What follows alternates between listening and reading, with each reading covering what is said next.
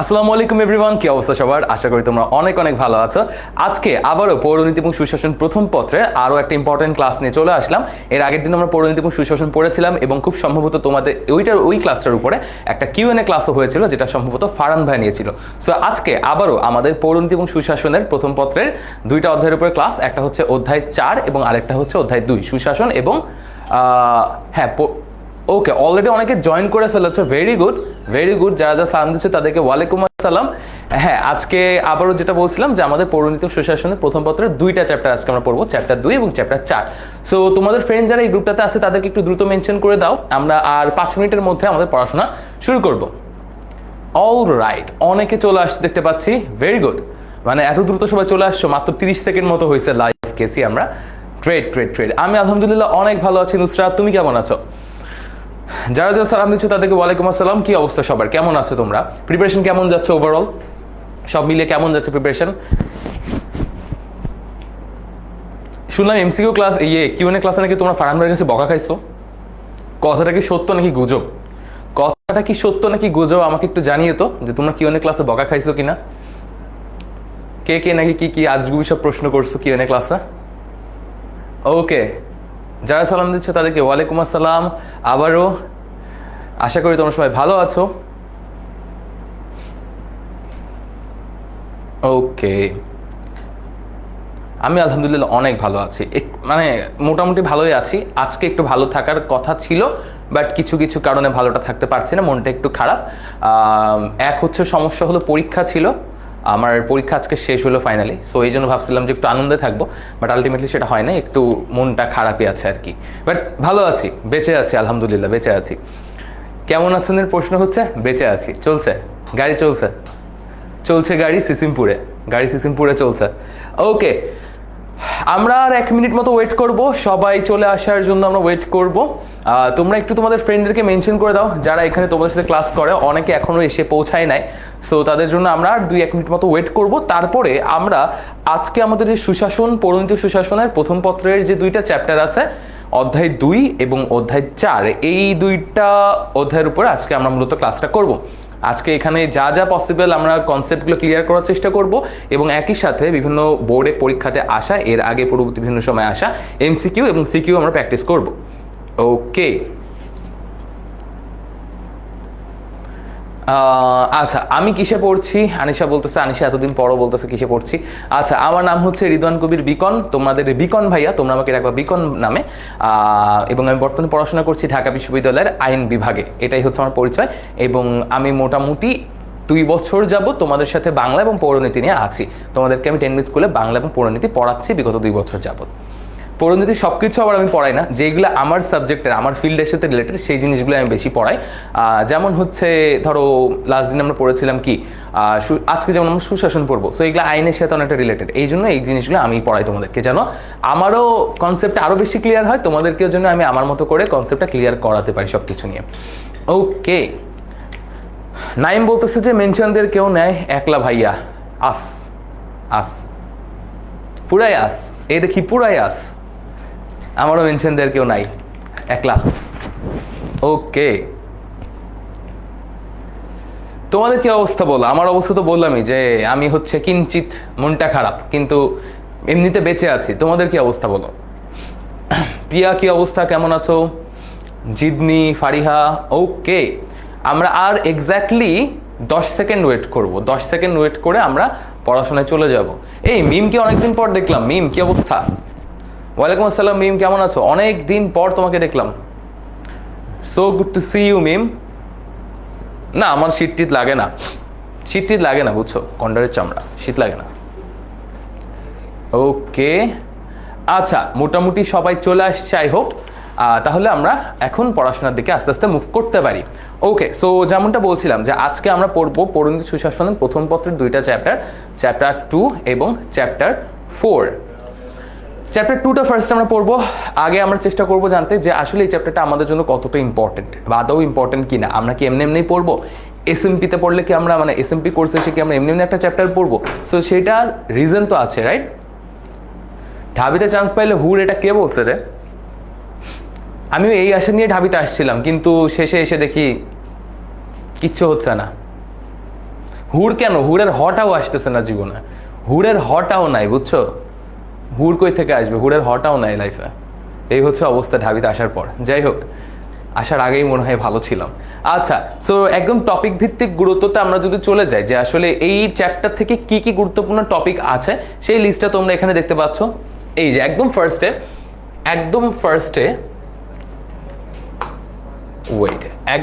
ফার্স্টে আছে সুশাসনের ধারণা ও সুশাসন প্রতিষ্ঠার গুরুত্ব। দেখো এটা কতবার আসছে দেখো, Dhaka board, Rajshahi board, Dinajpur board, Chattogram board 19, Dinajpur board আবারও, Jashore board 17। So very very important একটা টপিক। সেকেন্ড আরেকটা টপিক কি, সুশাসনের সমস্যা। এইটার লিস্টটা এত বড় যে এটা পড়ার এনার্জিটাও আমার মধ্যে নাই, বুঝছো? এত বেশি, এতবার আসছে। বড় ভাইয়ারা বলছে নাইম, বড় ভাইয়ারা স্ক্যাম করছে তোমার সাথে প্রতারণা করছে, তোমাকে ভুল বুঝাইছে, বুঝছো? অ্যাকচুয়ালি কাহিনীটা এরকম না। ওকে, থার্ড যে টপিক সেটা হচ্ছে সুশাসনের সমস্যা সমাধানের উপায়। তাহলে আমরা তিনটা মোস্ট ইম্পর্টেন্ট টপিক এখানে পাইলাম। একটা হচ্ছে সুশাসনের ধারণা এবং সুশাসন প্রতিষ্ঠার গুরুত্ব, একটা হচ্ছে সুশাসনের সমস্যা, আর দ্বিতীয়টা কি, সুশাসন সমস্যার সমাধানের উপায়। সো এই হচ্ছে মোটামুটি তিনটা মোস্ট ইম্পর্টেন্ট টপিক। এবার বাকি যে ইম্পর্টেন্ট টপিকগুলো আছে যেগুলো একটু less important but still important, মানে আগের তিনটা থেকে এইগুলো একটু কম বাট স্টিল ইম্পর্টেন্ট, এই জিনিসগুলোকে আমাদের গুরুত্ব দিয়ে পড়তে হবে। 4 নম্বরে আছে সুশাসন প্রতিষ্ঠায় সরকারের করণীয়, আর তারপরে 5 আছে সুশাসন প্রতিষ্ঠায় নাগরিকের দায়িত্ব ও কর্তব্য, এবং সামাজিক, রাজনৈতিক, অর্থনৈতিক ক্ষেত্রে সুশাসনের গুরুত্ব। এটাও বেশ ইম্পর্টেন্ট একটা টপিক।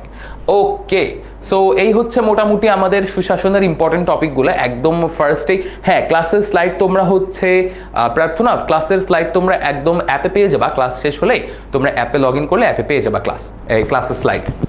ওকে, গন্তব্য ঢাকা বিশ্ববিদ্যালয়, এখানে ক্লাস করে তোমাদের সাথে, ক্রেজি একটা অবস্থা কিন্তু। আচ্ছা, এইটা অলরেডি কে পড়ছে এর আগে বলো তো? একজন বললো যে আমার এই নিয়ে আজকে 3 বার হবে, বলো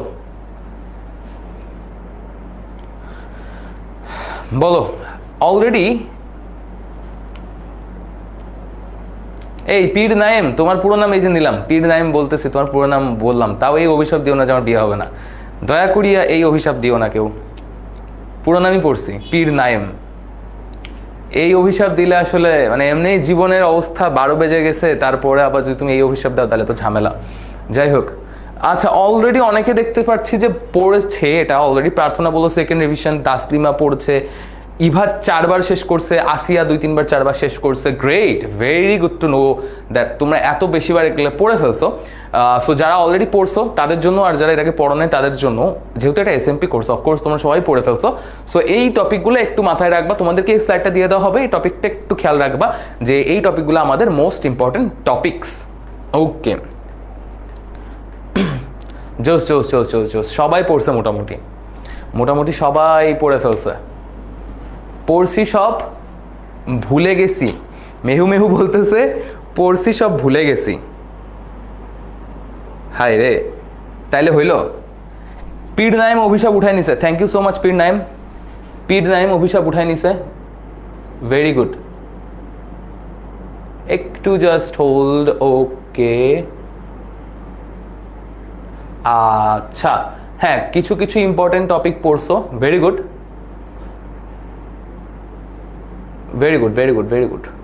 তোমরা তো মোটামুটি সবাই পড়ছো, কেউ পড়ো নাই এমন তো দেখলাম না। ভালো, 1-2 জন আছে যারা বলতেছে ফার্স্ট টাইম। ব্যাপারটা কিন্তু একদমই ভালো না। যদি আজকে ফার্স্ট টাইম হয় তাহলে কিন্তু ব্যাপারটা একদমই ভালো না। আমাকে গ্লাসেসে ভালো লাগে, আরে গ্লাসেস তো সার্জারি করে সরাই ফেলছি, বুঝছো? গ্লাসেস তো সরাই ফেলছি। আমার চোখের সার্জারি হয়েছে, মানে ইচ্ছা করেই করাইছি, এমন না যে করা লাগতোই। সো ওইটার কারণে এখন আর চশমা পড়া লাগে না, অ্যান্ড চশমা বাদে খুব ভালো দেখতে পাচ্ছি তোমাদেরকে। ওকে, সো তাহলে আমরা একটু মুভ অন করি ফার্দার, যে আসলে এখানে কি বলা আছে। ফার্স্টে আমরা পড়বো কি যে শাসন এবং সুশাসনের ধারণা এবং সংজ্ঞা, মানে একদম বেসিক থেকে শুরু করবো। যারা আজকে ফার্স্ট টাইম তাদেরও মোটামুটি আজকে এই ক্লাসটা করলে কনসেপ্টটা ক্লিয়ার হয়ে যাবে যে আসলে জিনিসটা কি, আসলে কি এখানে বোঝানো হয়েছে। ওকে, 1917 খ্রিস্টাব্দে আমরা একদম শুরু থেকে শুরু করতেছি। হ্যাঁ, 1917 খ্রিস্টাব্দে রাশিয়ায় সমাজতান্ত্রিক রাষ্ট্র ব্যবস্থার উদ্ভব ঘটলে রাষ্ট্রের কার্যাবলী এবং দায় দায়িত্ব আরো বৃদ্ধি পায়। কবে? 1917 খ্রিস্টাব্দে রাশিয়াতে কি হয়েছিল? সমাজতান্ত্রিক রাষ্ট্র ব্যবস্থার উদ্ভব হয়েছিল। সমাজতান্ত্রিক রাষ্ট্র ব্যবস্থা বলতে কি বোঝায় বলো তো? সমাজতান্ত্রিক রাষ্ট্র ব্যবস্থা বলতে কি বোঝায় তোমরা কি জানো? সমাজতান্ত্রিক রাষ্ট্র ব্যবস্থা বলতে কি বোঝায়? সমাজতান্ত্রিক রাষ্ট্র ব্যবস্থা বলতে কি বোঝায় আমাকে একটু বলো তো, যে কে কি জানো আসলে যে সমাজতান্ত্রিক রাষ্ট্র ব্যবস্থা এটার মূল ভিত্তিটা কি, এটার কনসেপ্টটা কি, আমাকে একটু জানাও তো। সামিয়া সারা বলতেছে অনেক কিছু মিস করে ফেলছে। না না, কিছু মিস করো নাই, ক্লাস তো শুরু হয়েছে মাত্র 10 মিনিট হয়েছে, কিছু মিস করো নাই, নো ওয়ারিজ। ওকে, হ্যাঁ অনেক পাওয়ার থাকলে সার্জারি করিয়ে ফেলাই বেটার। আমার পাওয়ার বেশি ছিল না, আমি জাস্ট শখের বসে করাইছি যে আমি চশমাটা ছাড়তে চাই। ওকে, গন্তব্য ঢাকা বিশ্ববিদ্যালয় বলতেছে কমিউনিজম, বলা যায়, ইংলিশ নামটা বললাম। আমি বললাম যে কনসেপ্টটা কি, মানে সমাজতান্ত্রিক যে রাষ্ট্র ব্যবস্থা এটার কনসেপ্টটা কি, এটা কি নিয়ে কথা বলে, এটা কি জিনিসটা কি আসলে, এটা একটু আমাকে কেউ বলো। ভাইয়া আমার সেকেন্ড পেপার চলে গেছে, সবাই দেখি রিভিশন আর আমি পড়ছি কিনা মনেই নেই, আহারে স্যাড ব্যাপারটা। বলো সমাজতান্ত্রিক যে রাষ্ট্র ব্যবস্থা এটার কনসেপ্টটা কি, এটা কে কি জানো? সরকারের কাছে ক্ষমতা থাকে, সরকারের কাছে তো এখনো ক্ষমতা আছে, ক্ষমতা তো বাংলাদেশেও সরকারের কাছে ক্ষমতা আছে, তো বাংলাদেশে কি সমাজতান্ত্রিক রাষ্ট্র ব্যবস্থা? না। ওকে, সবকিছু রাষ্ট্র পরিচালনা করে, ক্লোজ, ইয়েস, কাইন্ড অফ। একনায়কতন্ত্র ডিরেক্টলি বলা যাবে না, একনায়কতন্ত্র বলা যাবে না, ওইটা আলাদা জিনিস। ব্যক্তির কোনো স্বাধীনতা থাকে না এটাও বলা যাবে না, ব্যক্তি স্বাধীনতাও থাকে। ব্যক্তি স্বাধীনতা থাকবে না কেন? ব্যক্তি স্বাধীনতা না থাকলে একটা মানুষ ওই কান্ট্রিতে কীভাবে সার্ভাইভ করবে? যেই রাষ্ট্রে ধরো সমাজতান্ত্রিক রাষ্ট্র ব্যবস্থা এক্সিস্ট করে, ওখানে যদি ব্যক্তি স্বাধীনতা না থাকে তাহলে একটা মানুষ কীভাবে বেঁচে থাকবে? সম্ভব না তো। সমাজ ও রাষ্ট্রের বিভিন্ন সমস্যা সমাধান করে, কে করে? একজন বলতেছে জনগণের কাছে। আচ্ছা, এক একজন এক এক কথা বলতেছে। সরকার শাসিত রাষ্ট্র, তো বাংলাদেশে তো সরকার শাসিত রাষ্ট্র, এখানে কি জনগণ শাসিত রাষ্ট্র? তুমি কি জনগণ, একজন জনগণ হয়ে তুমি কি শাসন করতে পারবা? তুমি কি আজকে যে ঘোষণা করতে পারবা যে যে 3 দিনের ছুটি ঘোষণা করছেন আমি 3 দিনে 7 দিন দিব? ঘোষণা করতে তো পারবা না। হ্যাঁ, চীনে যে ইয়েটা আছে, চীন এবং রাশিয়াতেও আছে, চীনেও আছে, কিউবাতেও সম্ভবত আছে, ভুলে গেছি। চীন এবং রাশিয়াতে শিওর আছে আর কি এটা। আচ্ছা, সো এটা বেসিক্যালি কথা বলে সমাজতান্ত্রিক রাষ্ট্র ব্যবস্থা, যেটা নিয়ে কথা বলে সেটা হচ্ছে ওরা চিন্তা করে সকলের মধ্যে সাম্য, কারোর মধ্যে বৈষম্য নয়, বুঝছো? সকলের মধ্যে সাম্যের কথা ওরা বলে, সকলের মধ্যে সাম্য, সকলের মধ্যে সাম্য, নো বৈষম্য, সকলের মধ্যে সাম্য, নো বৈষম্য। মানে কি? মানে হ্যাঁ, একেবারে কোর যে চিন্তা সেটা হচ্ছে সম্পদের মালিক সরকার। যে শিফু এতক্ষণ পর শিফু যে কথাটা বলছে, আমি এই কনসেপ্টটা জানতে চাচ্ছিলাম, যে সকল কিছুর মালিক হচ্ছে সরকার, সকল সম্পদের মালিক হচ্ছে সরকার। মানে ব্যক্তি মালিকানায় ধরো আমার কাছে 10 টাকা আছে, ফারহান সাকিব ভাইয়ের কাছে 10 কোটি টাকা আছে, এটা হইতে পারবে না, বুঝছো? আমার পকেট অ্যাকচুয়ালি এখন 10 টাকাই আছে, ফারহান সাকিব ভাইয়ের কাছে 10-12 কোটি টাকা আছে। সো এটা হইতে পারবে না। যদি সমাজতান্ত্রিক রাষ্ট্র ব্যবস্থা হইতো এটা হইতে পারতো না। এটা কি হতো তাহলে? ফারহান সাকিব ভাইয়ের কাছ থেকেও সমাজতান্ত্রিক রাষ্ট্র ব্যবস্থার ক্ষেত্রে সরকার সেই 10 কোটি টাকা ছিনায় নিত, নিয়ে সেই 10 কোটি টাকা সরকারের রাষ্ট্রীয় কোষাগারে জমা করে রাখতো। আবার আমার থেকেও যে 10 টাকা ওইটাও সরকার নিয়ে নিত, নিয়ে কি করতো? আবার আমাকে আর ফারহান সাকিব ভাইকে সমান সমান দিত। মানে ধরো 10 কোটি 10 টাকা, এটাকে আমাদেরকে ভাগ করে দিত, তাহলে ফারহান ভাই পাইতো 5 কোটি 5 টাকা, আমি পাইতাম 5 কোটি 5 টাকা, বুঝছো? মানে কনসেপ্টটা অনেকটা এরকম যে মালিক হচ্ছে সরকার, ব্যক্তি মালিকানাধীন সম্পত্তি ওইভাবে থাকে না, মানে ওই লেভেলে সম্পত্তি অর্জন করা যায় না বা সংরক্ষিত করা যায় না। সকল সম্পদ মোটামুটি সরকার কুক্ষিগত করে রাখে, সরকারের রাষ্ট্রীয় কোষাগারে জমা রাখে। এইটা হচ্ছে মোটামুটি কনসেপ্ট। হ্যাঁ, কাইন্ড অফ সম্পত্তির উপরে কোনো অধিকার নেই বলবো না, অধিকার আছে, বাট সমান অধিকার, সকলের সমান অধিকার। এমন না যে ফারহান ভাই 10 কোটি আমি 10 টাকা, বুঝছো? হ্যাঁ, আমার তো লাভ হবে, অবভিয়াসলি আমার লাভ হবে, বিকজ আমি গরিব। গরিবের লাভ সমাজতান্ত্রিক রাষ্ট্র ব্যবস্থার ক্ষেত্রে গরিবের লাভ। কিন্তু বাংলাদেশে কি হয়? উল্টাটা হয়। বাংলাদেশে কিন্তু গরিবের লাভ হয় না। বাংলাদেশে লাভ হয় কি? যারা বড় লোক তারা বড় লোক আরো হইতেই থাকে, যারা গরিব তারা আরো গরিব হইতেই থাকে। সো এই জন্য বাংলাদেশের সমাজতান্ত্রিক রাষ্ট্র ব্যবস্থা নাই এবং পসিবলও না, বুঝছো? ফারহান ভাই অনেক বড় লোক, তোমরা জানোই না কিছু। ফারহান ভাই অনেক বড় লোক। ফারহান ভাইয়ের কয়শো কোটি টাকার সম্পত্তি তোমাদের কোনো আইডিয়াও নাই, কোটিপতি ভাই। যাই হোক, সো প্রথম ও দ্বিতীয় বিশ্বযুদ্ধের পর থেকে সমাজ এবং রাষ্ট্রের নানাবিধ সমস্যা এবং জটিলতা বৃদ্ধি পেলে তার নিরসনকল্পে পুঁজিবাদী রাষ্ট্রগুলোতেও জনকল্যাণের বিষয়টি গুরুত্বের সাথে বিবেচিত হতে থাকে, বৃদ্ধি পেতে থাকে কল্যাণমূলক রাষ্ট্রের ধারণা বা ওয়েলফেয়ার স্টেট। পুঁজিবাদী রাষ্ট্র বলতে পুঁজিবাদী, এটা হচ্ছে একটা এক্সাম্পল হচ্ছে বাংলাদেশ। পুঁজিবাদী রাষ্ট্রের একটা এক্সাম্পল হচ্ছে বাংলাদেশ, পুঁজিবাদী একটা রাষ্ট্রের এক্সাম্পল হচ্ছে বাংলাদেশ। সো সমাজতান্ত্রিক আর পুঁজিবাদী কনসেপ্টটা মানে ভাইস ভার্সা, একে অপরের এগেইনস্টে যায়, বুঝছো? যেটা সমাজতান্ত্রিক ওটার কমপ্লিটলি উল্টাটা হচ্ছে পুঁজিবাদী সমাজ ব্যবস্থা। আমাদের বাংলাদেশে হচ্ছে পুঁজিবাদী সমাজ ব্যবস্থা। ওকে, ক্লাস হবে সম্ভবত 5টা পর্যন্ত। আচ্ছা, এরপর থেকে আধুনিক রাষ্ট্র জনগণের বন্ধু, দার্শনিক ও পরিচালককে ফ্রেন্ড, ফিলোসফার অ্যান্ড গাইডে পরিণত হয়। মানে এরপর থেকে মোটামুটি একটা আধুনিক রাষ্ট্র কি হয়, জনগণের ফ্রেন্ডে পরিণত হয়ে যায় এবং দার্শনিকে পরিণত হয়ে যায়, আবার পরিচালকেও পরিণত হয়ে যায়। বর্তমানে জনকল্যাণই রাষ্ট্রের মুখ্য উদ্দেশ্য বলে বিবেচিত হয়, এই জন্য প্রয়োজন হয়ে পড়ে সুশাসনের। বিজ্ঞান এবং প্রযুক্তির উন্নয়নের ফলে তথ্যের সহজলভ্যতার পাশাপাশি জনগণের সচেতনতা ও দক্ষতা সুশাসনের প্রয়োজনীয়তাকে আবশ্যকীয় করে তুলেছে। বাংলাদেশে কি মিশ্র রাষ্ট্র ব্যবস্থা নাকি পুঁজিবাদী? মিশ্র যদি বলেও কোথাও, সত্যি কথাটা হচ্ছে পুঁজিবাদী, বুঝছো? মিশ্র ব্যবস্থা নাই। কিন্তু তোমাদের বইয়ে কোথাও যদি লেখা থাকে যে মিশ্র রাষ্ট্র ব্যবস্থা, তাহলে মিশ্রই লিখবা, বুঝছো?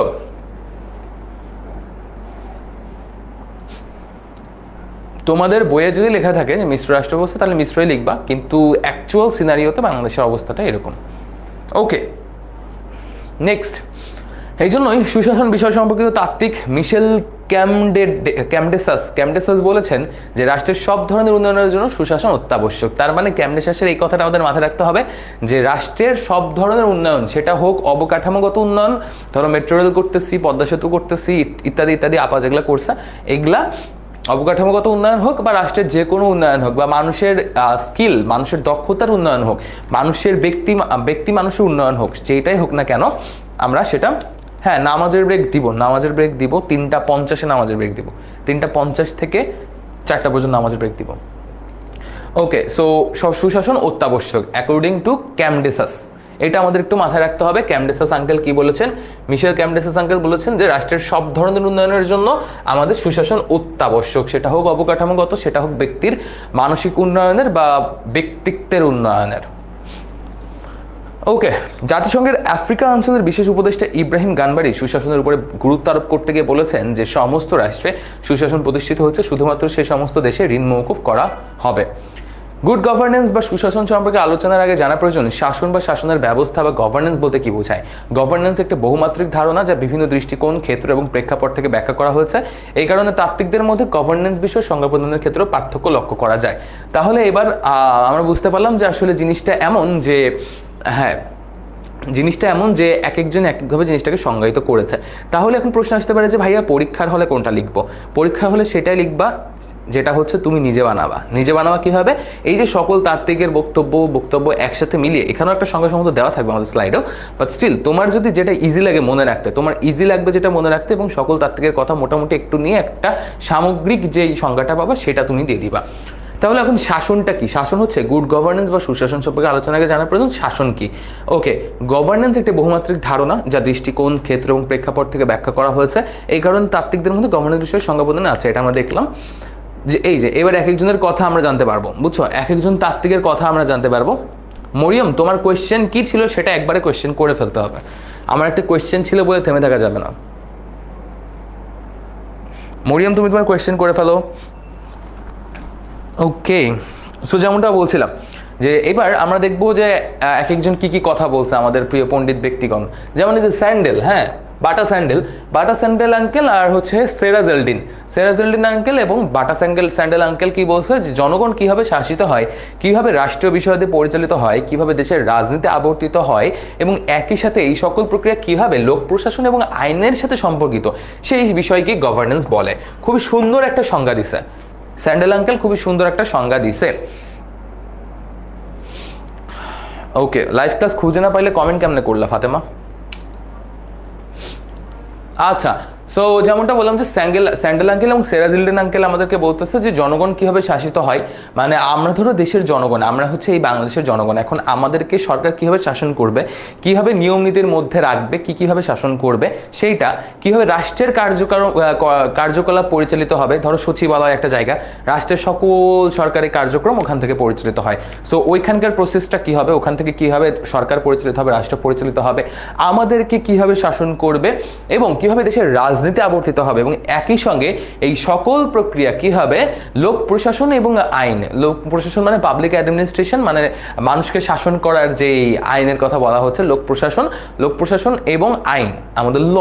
সো পাবলিক অ্যাডমিনিস্ট্রেশন এবং ল এর সাথে কিভাবে সম্পর্কিত সেই বিষয়কেই মূলত গভর্নেন্স বলে। ল্যান্ডেল থাকলে ল্যান্ডেল, স্যান্ডেল থাকলে স্যান্ডেল, বইয়ে যেটা আছে সেইটাই, এটা সম্ভবত ল্যান্ডেলই হবে, আমি স্যান্ডেল জীবনে শুনি নাই, বুঝছো। যাই হোক, তুমি ল্যান্ডেল নাম থাকলেও স্যান্ডেল দিয়ে মনে রেখো, এটা ল্যান্ডেল হবে, স্যান্ডেল না, আমি তো নিজেই তো স্যান্ডেল বলে ফেলছি। যাই হোক, এটা ল্যান্ডেল, এটা হবে ল্যান্ডেল, ল্যান্ডেল মিলস। যাই হোক, আরে স্যান্ডেল ল্যান্ডেল একই, কোনো বিষয় না। ওকে, এই তোমাদের বইয়ে কি দেওয়া আছে আমি তো জানি, তোমরা এত কমেন্ট করতেছো কেন, থামো। লিমন বলতেছে ভাইয়া খালি মায়াগো কমেন্ট দেখে আমাদের কোনো দাম নাই। তোমরা পড়া পারো না তো আমি কেমনে দাম দিব? তোমরা পড়া না পারলে তো তোমাদের কমেন্ট পড়তামই, তোমরা তো পড়া পারো না। এই যে মেয়েরা সব সঙ্গে সঙ্গে উত্তরও করতেছে, বুঝছো, মেয়েরা সব সঙ্গে সঙ্গে উত্তরও করতেছে। আচ্ছা, তোমরা এই ল্যান্ডেল স্যান্ডেলের নাম নিয়ে তো গ্যাঞ্জাম করতেছো কেন? এখন আমার কাছে কমেন্টগুলো আসতেছে, এত গ্যাঞ্জাম করার কিছু নাই, কোনটা সঠিক এত কিছু, এত চাপ নেওয়ার কিছু নাই, বুঝছো, এত চাপ নেওয়ার কিছু নাই। ইয়েস সামিয়া সারা ম্যাম, আমি ল নিয়েই পড়ছি, আপনি অনেক লেটে জানতে পেরেছেন বিষয়টা, আমি ল নিয়েই পড়ছি ঢাকা ইউনিভার্সিটিতে। ওকে, তাহলে আমরা বুঝতে পারলাম এটা, এবং খুবই একটা সুন্দর সংজ্ঞা ছিল বাই দ্য ওয়ে, চাইলে এটাও তোমরা হুবহু তুলে দিতে পারো পরীক্ষায়।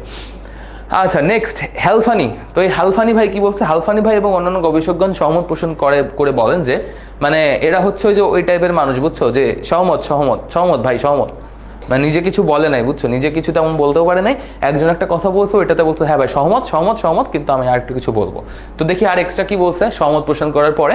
গভর্নেন্স হলো সরকারের এমন এক ব্যবস্থা যার লক্ষ্য কেন্দ্রীভূত থাকে রাষ্ট্র এবং সিভিল সমাজের মধ্যে বৈধ সম্পর্ক ও উন্মুক্ত যোগাযোগ নিশ্চিত করা, এবং সেই সাথে কার্যকরী ও দায়িত্বশীল প্রতিষ্ঠান নির্মাণ, গণতান্ত্রিক রীতিনীতি, নির্বাচনী প্রক্রিয়া স্থাপন এবং প্রতিনিধিত্বকারী দায়িত্বশীল সরকারি কাঠামোকে ক্রিয়াশীল করণ। ওকে, তারপরে ডি কফম্যান এবং অন্যরা মনে করেন যে প্রক্রিয়ায় শাসকবর্গ নির্বাচিত হন, জবাবদিহি করেন, মানে যেই প্রসেসটার মধ্যে দিয়ে, যেই গণতান্ত্রিক প্রসেসটার মধ্যে দিয়ে হোক বা যেই প্রসেসটার মধ্যে দিয়ে এক এক দেশে এক এক ওকে, সো এক এক দেশে এক এক প্রসেসের মাধ্যমে নির্বাচিত হয় শাসক, রাইট? যেমন আমরা যদি রাশিয়ার কথা চিন্তা করি, রাশিয়াতে তো গণতন্ত্র হয় না, ভোটের মাধ্যমে তো নির্বাচিত হয় না। আবার আমরা যদি উত্তর কোরিয়ার কথা চিন্তা করি, ওখানেও এইভাবে হয় না, রাইট? সো যে দেশে যেইভাবেই হোক না কেন, যেই প্রসেসটার মধ্য দিয়ে শাসকবর্গ নির্বাচিত হন, জবাবদিহি করেন, মানে অ্যাকাউন্টেবিলিটি নিশ্চিত করেন, মানে আপনি সরকারে গেছেন, একটা রাষ্ট্রের প্রধান যখন সরকারে যাচ্ছে তখন মানুষের প্রতি তার জবাবদিহিতা কাজ করবে, একটা অ্যাকাউন্টেবিলিটি, একটা দায়িত্ববোধ কাজ করবে, কারণ আমি মানুষের প্রতিনিধিত্ব করতে এখানে এসেছি, মানুষের প্রতিনিধি হয়ে এসেছি, রাইট? সো মানুষের প্রতিনিধি হয়ে যখন আমি আসছি, আমার জবাবদিহিতা করা লাগবে যে আমি কোন কাজটা মানুষের কল্যাণের জন্য করছি, আমার কাজটা আদৌ ভালো হচ্ছে কিনা। নিরীক্ষিত পরিবর্তিত হন সম্পদের ব্যবস্থাপনায় সরকারি দক্ষতা এবং নীতি প্রণয়ন এবং বাস্তবায়ন নির্ধারিত হয়, এবং রাষ্ট্র বিষয়টিতে জনগণের অংশগ্রহণের মাত্রা বিবেচিত হয়, তাকে গভর্নেন্স বলে। মানে রাষ্ট্রের একটা বিষয় জনগণ আসলে কতটুকু ইনফিলট্রেট করবে। ধরো আমাদের শহীদ ওসমান হাদি ভাই, হ্যাঁ, আমাদের শহীদ ওসমান হাদি ভাইয়ের যে খুনি, তাদেরকে এখনো ধরা যায় নাই। তো এই যে রাষ্ট্রের একটা ফেইলিয়ার বলতে পারো, এটা রাষ্ট্রের ফেইলিয়ার যেটা চলতেছে, এখানে আসলে জনগণ কতটুকু অংশগ্রহণ করবে, জনগণের অংশগ্রহণের মাত্রাটা কি হবে, এইটাও নির্ধারিত হবে এই গভর্নেন্স দ্বারা। নর্মালি জনগণের অংশগ্রহণ করার কথা না, কিন্তু আমাদেরকে করতে হচ্ছে বাধ্য হয়ে কিছু কিছু ক্ষেত্রে, রাইট? সাধারণ জনগণকেই মাঠে নেমে সবকিছু খুঁজতে হচ্ছে, সবকিছু বের করতে হচ্ছে, তাই না? সো এটা হওয়ার কথা না। গভর্নেন্সের সিস্টেমটা এরকম যে কিছু কিছু বিষয়ে রাষ্ট্রের বা যেগুলো কার্যক্রম আছে সেখানে জনগণ নাক গলাবে না, জনগণ সেখানে ঢুকবে না। ধরো কোনো একটা খুন হলো, এরকম বড় পলিটিক্যাল খুন হলো, সেখানে হচ্ছে তোমার পুলিশের উপর দায়িত্ব পড়লো, বা ডিবি বা সিআইডি বা র্যাবের উপর দায়িত্ব পড়লো আসামিকে খুঁজে বের করার জন্য। তো সেই ক্ষেত্রে তদন্তাধীন একটা মামলার ভিতরে বা একটা বিষয়ের ভিতরে অবভিয়াসলি জনগণ ইনফিলট্রেট করবে না, এটা হচ্ছে প্রসেস। ওকে, প্রশাসনের সংজ্ঞা, তাহলে আমরা শাসনের সংজ্ঞাটা, গভর্নেন্সের সংজ্ঞাটা বুঝতে পারলাম। এবার আমরা প্রশাসনের সংজ্ঞা পড়ব, মানে গুড গভর্নেন্স, যেটা সুশাসন বলতে পারো, প্রশাসন না, এটা হবে সুশাসন। এটা হচ্ছে সুশাসন, প্রশাসন না, এটা হচ্ছে সুশাসন।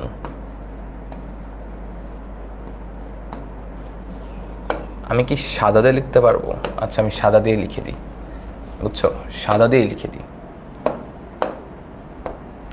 এটা হচ্ছে সুশাসন।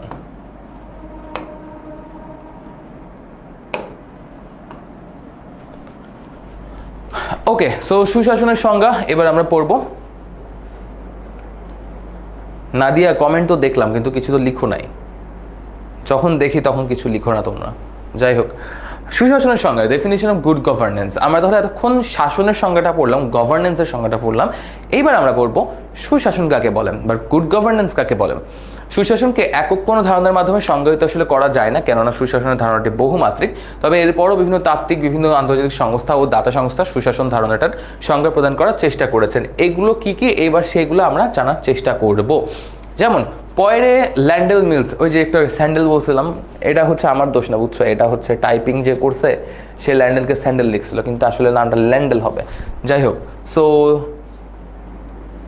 আর যখন লিখি তখন দেখেন না, এই যে এখন দেখলাম এখনো কিছু লিখো নাই, বুঝো, তাইলে আমার তো দোষ না।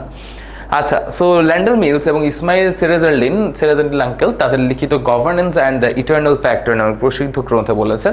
বইটার নাম একটু মনে রাখতে হবে, আমাদের এমসিকিউতে চলে আসতে পারে যে ল্যান্ডেল মিলস এবং সেরেজাল্ডিনের বইয়ের নামটা কি, সেটা হচ্ছে governance and the eternal factor. Governance and the eternal factor, এই নাম প্রসিদ্ধ গ্রন্থে বলেছেন যে গভর্নেন্স বলতে বোঝায় রাজনৈতিক, অর্থনৈতিক এবং প্রশাসনিক ক্ষমতার ব্যবহার, যা একটি রাষ্ট্রকে পরিচালনার ক্ষেত্রে ব্যবহৃত হয়, যার মধ্যে অন্তর্ভুক্ত থাকে জনগণের সুষ্ঠু চাহিদা ও তাদের বৈধ অধিকার উপভোগের বাধ্যবাধকতা। অধ্যাপক ডক্টর মোহাম্মদ খানের মতে সুশাসন হলো একটি দেশের সামাজিক এবং অর্থনৈতিক সম্পদের কার্যকরী ব্যবস্থা, তবে ব্যবস্থাটি হবে উন্মুক্ত, স্বচ্ছ এবং জবাবদিহিমূলক এবং ন্যায্য সমতাপূর্ণ।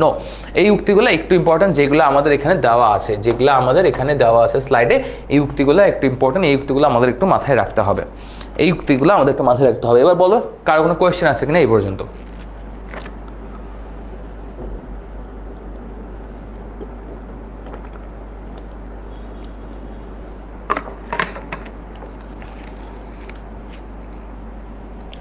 কোন সংজ্ঞা মনে রাখতে হবে মানে কি? তোমাকে আমি এতক্ষণ ধরে যে সংজ্ঞাগুলো পড়াইলাম সবগুলোই মনে রাখতে হবে। মনে রাখতে না হলে তো আমি তোমাকে পড়াইতাম না। তোমাকে এতক্ষণ ধরে যে সংজ্ঞা আমি পড়াইছি সোফার সবগুলোই তোমাদেরকে মনে রাখতে হবে, না হলে আমি তোমাদেরকে এটা পড়াইতামই না, বুঝছো? তোমরা যদি এসএমপি কোর্স শেষ মুহূর্তের পরিস্থিতিতে এসেও যদি বলো যে আসতে পড়াইলে ভালো হয়, তাহলে তো ঝামেলা, বুঝছো? কোনো সমস্যা আছে বলো? রাজশাহী কমন পাবা কিনা আমি কেন বলবো বলো? হ্যাঁ, ছোট উক্তিগুলো ইম্পর্টেন্ট, এটা হচ্ছে টোটকা, এটা সব ক্ষেত্রে প্রযোজ্য, বুঝছো? ছোট উক্তিগুলো ইম্পর্টেন্ট, যে উক্তিগুলো ছোট, যেমন এই যে এটা ইম্পর্টেন্ট কেন বললাম, কারণ এটা ছোট, মাত্র 2 লাইনের উক্তি। ডক্টর মোহাম্মদ খান একজন বাংলাদেশি মানুষের উক্তি, এই জন্য হচ্ছে আমি বললাম যে ওকে।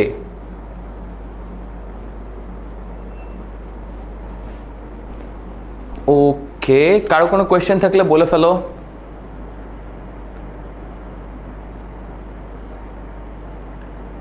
কারো কোনো কোয়েশ্চেন থাকলে বলে ফেলো।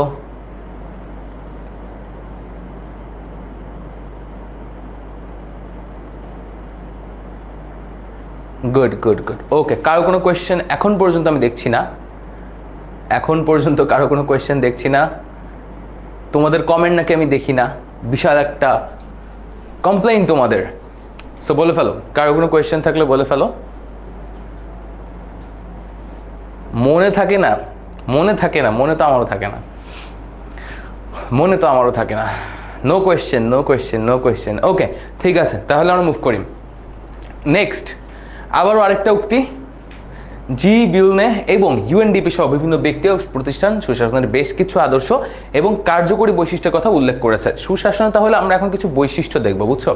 সুশাসনের কিছু বৈশিষ্ট্য দেখবো যে সুশাসন যদি থাকতে হয়, সুশাসন যদি আসলে নিশ্চিত করতে হয়, তাহলে কি কি জিনিস আমাদেরকে এনশিওর করতে হবে। হ্যাঁ, ওকে, গণতন্ত্র একদম ফার্স্ট জিনিস, এটা খুবই বেসিক একটা জিনিস। গণতন্ত্র থাকতে হবে। তুমি যদি একটা রাষ্ট্রে সুশাসন মানে এনশিওর করতে চাও, একটা রাষ্ট্রে যদি সুশাসন এনফোর্স করতে চাও, তোমাকে যে জিনিসটা একদম ফার্স্ট অ্যান্ড ফরমোস্ট করতে হবে সেটা হচ্ছে গণতন্ত্র বা ডেমোক্রেসি। ডেমোক্রেসি না থাকলে সেখানে অন্য সকল এলিমেন্ট দিয়েও তুমি সুশাসন কোনোদিনও নিশ্চিত করতে পারবা না, বুঝছো? কোনোদিনও সুশাসন নিশ্চিত করতে পারবা না, কারণ মানুষের রিপ্রেজেন্টেশনই যদি না থাকে, জনগণের রিপ্রেজেন্টেশনই না থাকে। বাংলাদেশের সংবিধানের আর্টিকেল 7-এ বলা হয়েছে জনগণই সকল ক্ষমতার উৎস, বুঝছো? জনগণই সকল ক্ষমতার উৎস, এটা বলা হয়েছে আর্টিকেল 7 বাংলাদেশ কনস্টিটিউশনে। সো বাংলাদেশ কনস্টিটিউশনে যখন বলা হয়েছে যে জনগণই সকল ক্ষমতার উৎস, সেখানে যদি বাংলাদেশে গণতন্ত্রই না থাকে তাহলে কিন্তু কোনোদিনও বাংলাদেশে সুশাসন প্রতিষ্ঠা করা সম্ভব না। সো সুশাসনের প্রথম এবং সবচেয়ে ইম্পর্টেন্ট যে শর্ত সেটা হচ্ছে গণতন্ত্র। গণতন্ত্র তো থাকতে হবে, ডেমোক্রেসি থাকতে হবে। গণতন্ত্র সুশাসন প্রতিষ্ঠানের প্রাণ। যেমনটা এতক্ষণ ধরে বললাম আমি, যে গণতন্ত্র না থাকলে সুশাসন হবেই না।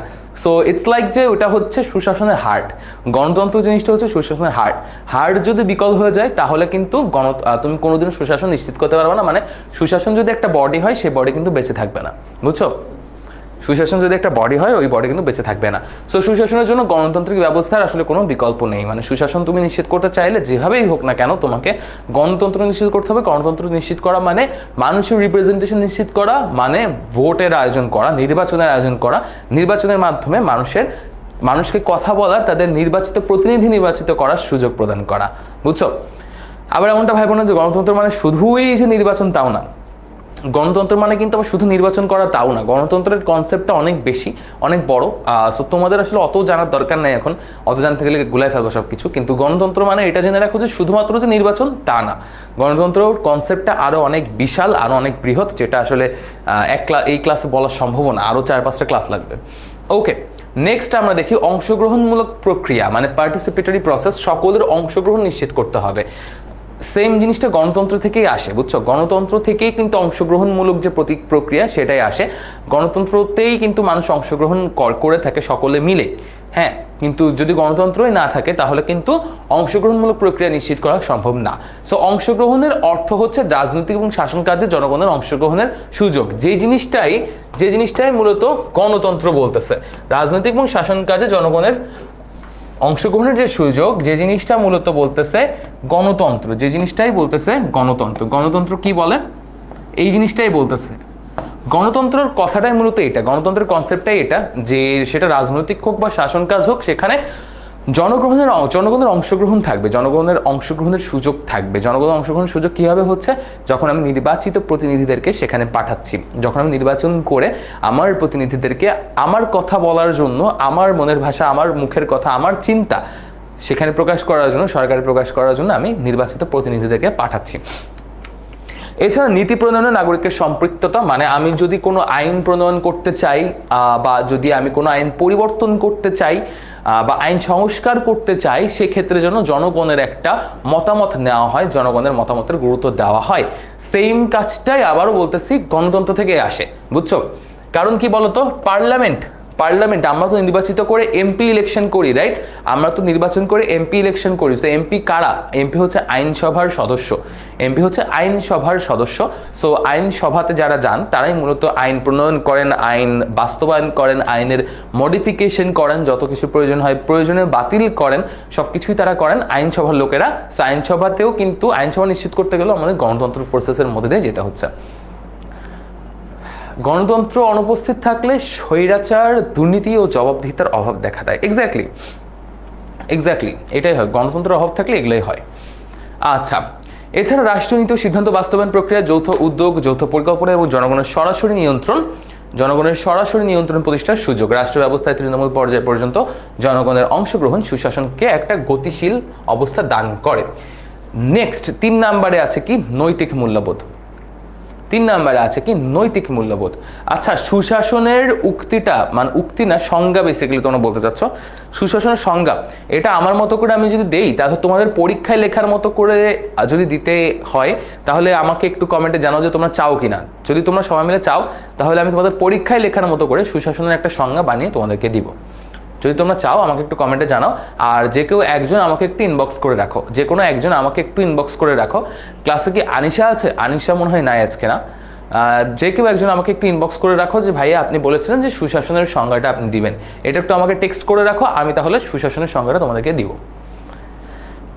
ওকে, সবাই চাও সবাই চাও সবাই চাও, চাইলে আমাকে একটু একজন, যে কোনো একজন ইনবক্স করে রাখো, যে কোনো একজন ইনবক্স করে রাখো, যে কোনো একজন ইনবক্স করে রাখো, তাহলে আমি এই গ্রুপে, তোমাদের এই গ্রুপটাতে আমি টেক্সট করে পোস্ট করে দিব, বুঝছো? সুশাসনের সংজ্ঞাটা আমি পোস্ট করে দিব। ওকে, আমি দেখি আমার পরীক্ষা তো মোটামুটি শেষ, আর একটু ঝামেলার মধ্যে আছি। আজকালের মধ্যে আমি এটা দিয়ে দেওয়ার চেষ্টা করবো, যখনই ফ্রি হবো আমি তোমাদেরকে এটা দিয়ে দেওয়ার চেষ্টা করবো। ওকে, ভেরি গুড। তাহলে 3 নম্বরে আমরা দেখতে পেলাম, ফার্স্ট আমরা পড়লাম হচ্ছে গণতন্ত্র, দেন হচ্ছে আমরা পড়লাম পার্টিসিপেটরি প্রসেস বা অংশগ্রহণমূলক প্রক্রিয়া, এবং লাস্টে 3 নম্বরে আমরা দেখতে পাচ্ছি নৈতিক মূল্যবোধ, এথিক্স আর মোরাল ভ্যালুজ। এই জিনিসটা অনেক পরে আসে আনফর্চুনেটলি। আইন অপেক্ষা নৈতিকতার সীমানা অনেক বেশি প্রসারিত, উইচ ইজ ট্রু, বাট সবসময় আবার নৈতিকতা দিয়ে আইন চলে না, আইন দিয়ে নৈতিকতা চলে না, দুইটা কমপ্লিটলি ডিফারেন্ট জিনিস, ডিফারেন্ট স্রোত বলতে পারো, ডিফারেন্ট একটা স্রোত, দুইটা স্রোতকে একসাথে মেলানো যায় না। সো নৈতিক মূল্যবোধ দ্বারা শাসন কাজ পরিচালনা করা হলে সুশাসন প্রতিষ্ঠিত হয়, উইচ ইজ ট্রু, বাট ওই যে বললাম যে নৈতিক মূল্যবোধে সবসময় কাজ হয় না, বাট স্টিল নৈতিক মূল্যবোধটা থাকা ইম্পর্টেন্ট। সুশাসন প্রতিষ্ঠায় তাই সিদ্ধান্ত গ্রহণ এবং বাস্তবায়নকারী ব্যক্তিবর্গের নৈতিক চরিত্রের প্রশ্নটি অত্যন্ত গুরুত্বপূর্ণ, যেটাই বাংলাদেশে নাই, বুঝছো? যেটাই বাংলাদেশে নাই, যেটাই বাংলাদেশে নাই। এই যে নৈতিক মূল্যবোধ জিনিসটা থেকে যে আমাদের সুশাসন প্রতিষ্ঠা করা হবে বা সিদ্ধান্ত বাস্তবায়ন করা হবে, যে জিনিসটার কথা এখানে বলা হচ্ছে, এই জিনিসটাই মূলত বাংলাদেশে নাই। তোমাদের উপকার করলে কি পাবো? সবাই বিকাশে 10 টাকা করে দাও, তাইলে সংখ্যাটা লিখে দিচ্ছি। যাও, তুমি আরো বুদ্ধি দিলে আমাকে টাকা ইনকাম করা। সবাই বিকাশে এখন 10 টাকা করে পাঠাও, বিকাশে 10 টাকা করে পাঠাও, আমি তাহলে এটা করে দিচ্ছি। রায়হানা আফরিন, ইয়াস 3টায় শুরু হয়েছে ক্লাস, তুমি অর্ধেক মিসও করে ফেলছো আনফর্চুনেটলি।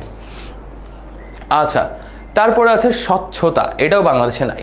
এই মোটামুটি এখন বাংলাদেশে কোনোটাই ছিল না, বুঝছো? 1 থেকে লাস্ট পর্যন্ত 1, 2, 3, 4 কোনোটাই ছিল না এতদিন। এখন তাও 1 আর 2 এর প্রসেসের দিকে আমরা যাচ্ছি। 1 আর 2 নিশ্চিত করার যে প্রসেস, সেই দিকে আমরা আগাচ্ছি। সব কিছু ঠিকঠাক থাকলে ফেব্রুয়ারিতে সেই প্রসেসের দিকে আমরা অনেকটা এগিয়ে যেতে পারবো। কিন্তু 3 আর 4 এমন জিনিস যে এটা তুমি চাইলেও নিশ্চিত কোনোদিনও করতে পারবা বলে আমার মনে হয় না। বাংলাদেশে নিশ্চিত করতে গেলে আসলে সমস্যা, বুঝছো? বাংলাদেশে নিশ্চিত করতে গেলে আসলে সমস্যা, এটা নিশ্চিত করা টাফ। সো ট্রান্সপারেন্সি কি বা স্বচ্ছতা কি? স্বচ্ছতার অর্থ কি? একেবারে বাংলা অর্থ হচ্ছে পরিষ্কার, স্পষ্ট, নির্ভুল। দ্বৈত অর্থবোধকতার অনুপস্থিতিই ভালো হলো স্বচ্ছতা। শাসন ব্যবস্থার আইন কানুন নীতি বা সিদ্ধান্ত যদি স্পষ্ট, পরিষ্কার বা স্বচ্ছ হয়, যদি এর একাধিক অর্থ বা ব্যাখ্যা করার সুযোগ না থাকে, তাহলে তো সহজে জনগণের বোধগম্য হয়। মানে একেবারে মানুষ যেন সহজে বুঝতে পারে সেই রকম ভাবে যেন সবকিছু তৈরি করা হয়। এছাড়া যদি অর্থ ব্যাখ্যা করার সুযোগ না থাকে, তাহলে ওকে, শাসক শোষিতের মধ্যে সিদ্ধান্ত গ্রহণকারী এবং তা পালনকারীর মধ্যে ভুল বোঝাবুঝির সুযোগ থাকে না। নীতি বা সিদ্ধান্ত স্বচ্ছ হলে সুশাসন প্রতিষ্ঠার পথ সুগম হয়। তারপরে আছে বৈধতা, 5 নাম্বার। 5 নাম্বারটা অত একটা ইম্পর্টেন্ট না, still we have to study. So বৈধতা, লেজিটিমেসি, সরকারের একটা বৈধতা থাকতে হবে। এটাও ইম্পর্টেন্ট, আমি অন্যটা ভাবছিলাম, যাই হোক এটাও ইম্পর্টেন্ট, সরকারের বৈধতা থাকতে হবে। বৈধতা কিভাবে অর্জন করা যায়? সরকারের বৈধতা বা সরকারের যে যা গৃহীত পদক্ষেপ সমূহ, এটা কিভাবে বৈধতা দেওয়া যায়? জনগণের mandate of the people of the country. So সরকারের বৈধতা এবং সরকারের গৃহীত নীতি বা সিদ্ধান্তের বৈধতা, প্রণীত আইনের বৈধতা সুশাসন প্রতিষ্ঠার জন্য আবশ্যকীয় উপাদান। এই জন্য অনির্বাচিত, অগণতান্ত্রিক এবং স্বেচ্ছাচারী বা সামরিক শাসনকে কেউ সুশাসন বলে না। এই লাইনটা মাথায় রাখবা, অনির্বাচিত, অগণতান্ত্রিক, স্বেচ্ছাচারী বা সামরিক শাসনকে কেউ সুশাসন বলে না, কেননা তারা বৈধ শাসক নয়। তাদের গৃহীত নীতি বা সিদ্ধান্ত, প্রণীত আইন বা সামরিক বিধির কোনো বৈধতা থাকে না। সো এই যে বৈধতা, এটা জিনিসটা নিশ্চিত করতে গেলে যে জিনিসটা আমাদের প্রয়োজন, সেটা হচ্ছে জনগণের ম্যান্ডেট। সেটা হচ্ছে জনগণের ম্যান্ডেট।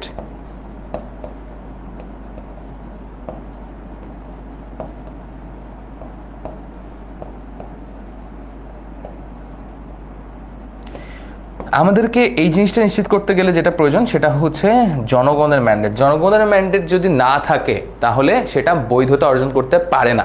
জনগণের ম্যান্ডেট যদি না থাকে তাহলে সেটা বৈধতা অর্জন করতে পারে না। জিনিসটাকে বৈধ করতে গেলে আমাদেরকে জনগণের ম্যান্ডেট নিয়ে সরকার গঠন করতে হবে। জনগণের ম্যান্ডেট নিয়ে সরকার গঠন করতে হবে। যখন জনগণের ম্যান্ডেট আমাদের কাছে থাকবে তখন আমরা সেটাকে বলতে পারবো একটা লেজিট গভর্নমেন্ট, একটা বৈধ গভর্নমেন্ট, এবং তার যে গৃহীত পদক্ষেপ সমূহ সেই জিনিসটাকেও আমরা বৈধ বলতে পারবো। আদারওয়াইজ আমরা বৈধ বলতে পারছি না। ওকে, দায়িত্বশীলতা বা রেসপন্সিবিলিটি। সুশাসনের একটা গুরুত্বপূর্ণ বৈশিষ্ট্য হচ্ছে দায়িত্বশীলতা। এর অর্থ হচ্ছে সরকার বা রাজনৈতিক প্রক্রিয়া কর্মকাণ্ডে দায়িত্বশীলতা এবং সরকারের শাসন বিভাগ তাদের নীতি সিদ্ধান্ত এবং কাজের জন্য আইন বিভাগের কাছে দায়ী থাকবে। কেননা আইন বিভাগের সদস্যগণে কিন্তু জনগণের নির্বাচিত প্রতিনিধি। আইন বিভাগ মানে আমার ঢাকা ইউনিভার্সিটির ল ডিপার্টমেন্ট না। আইন বিভাগ মানে হচ্ছে আইনসভার কথা এখানে বলা হচ্ছে। আইনসভার কথা এখানে বলা হচ্ছে the elected MPs. Elected MPs,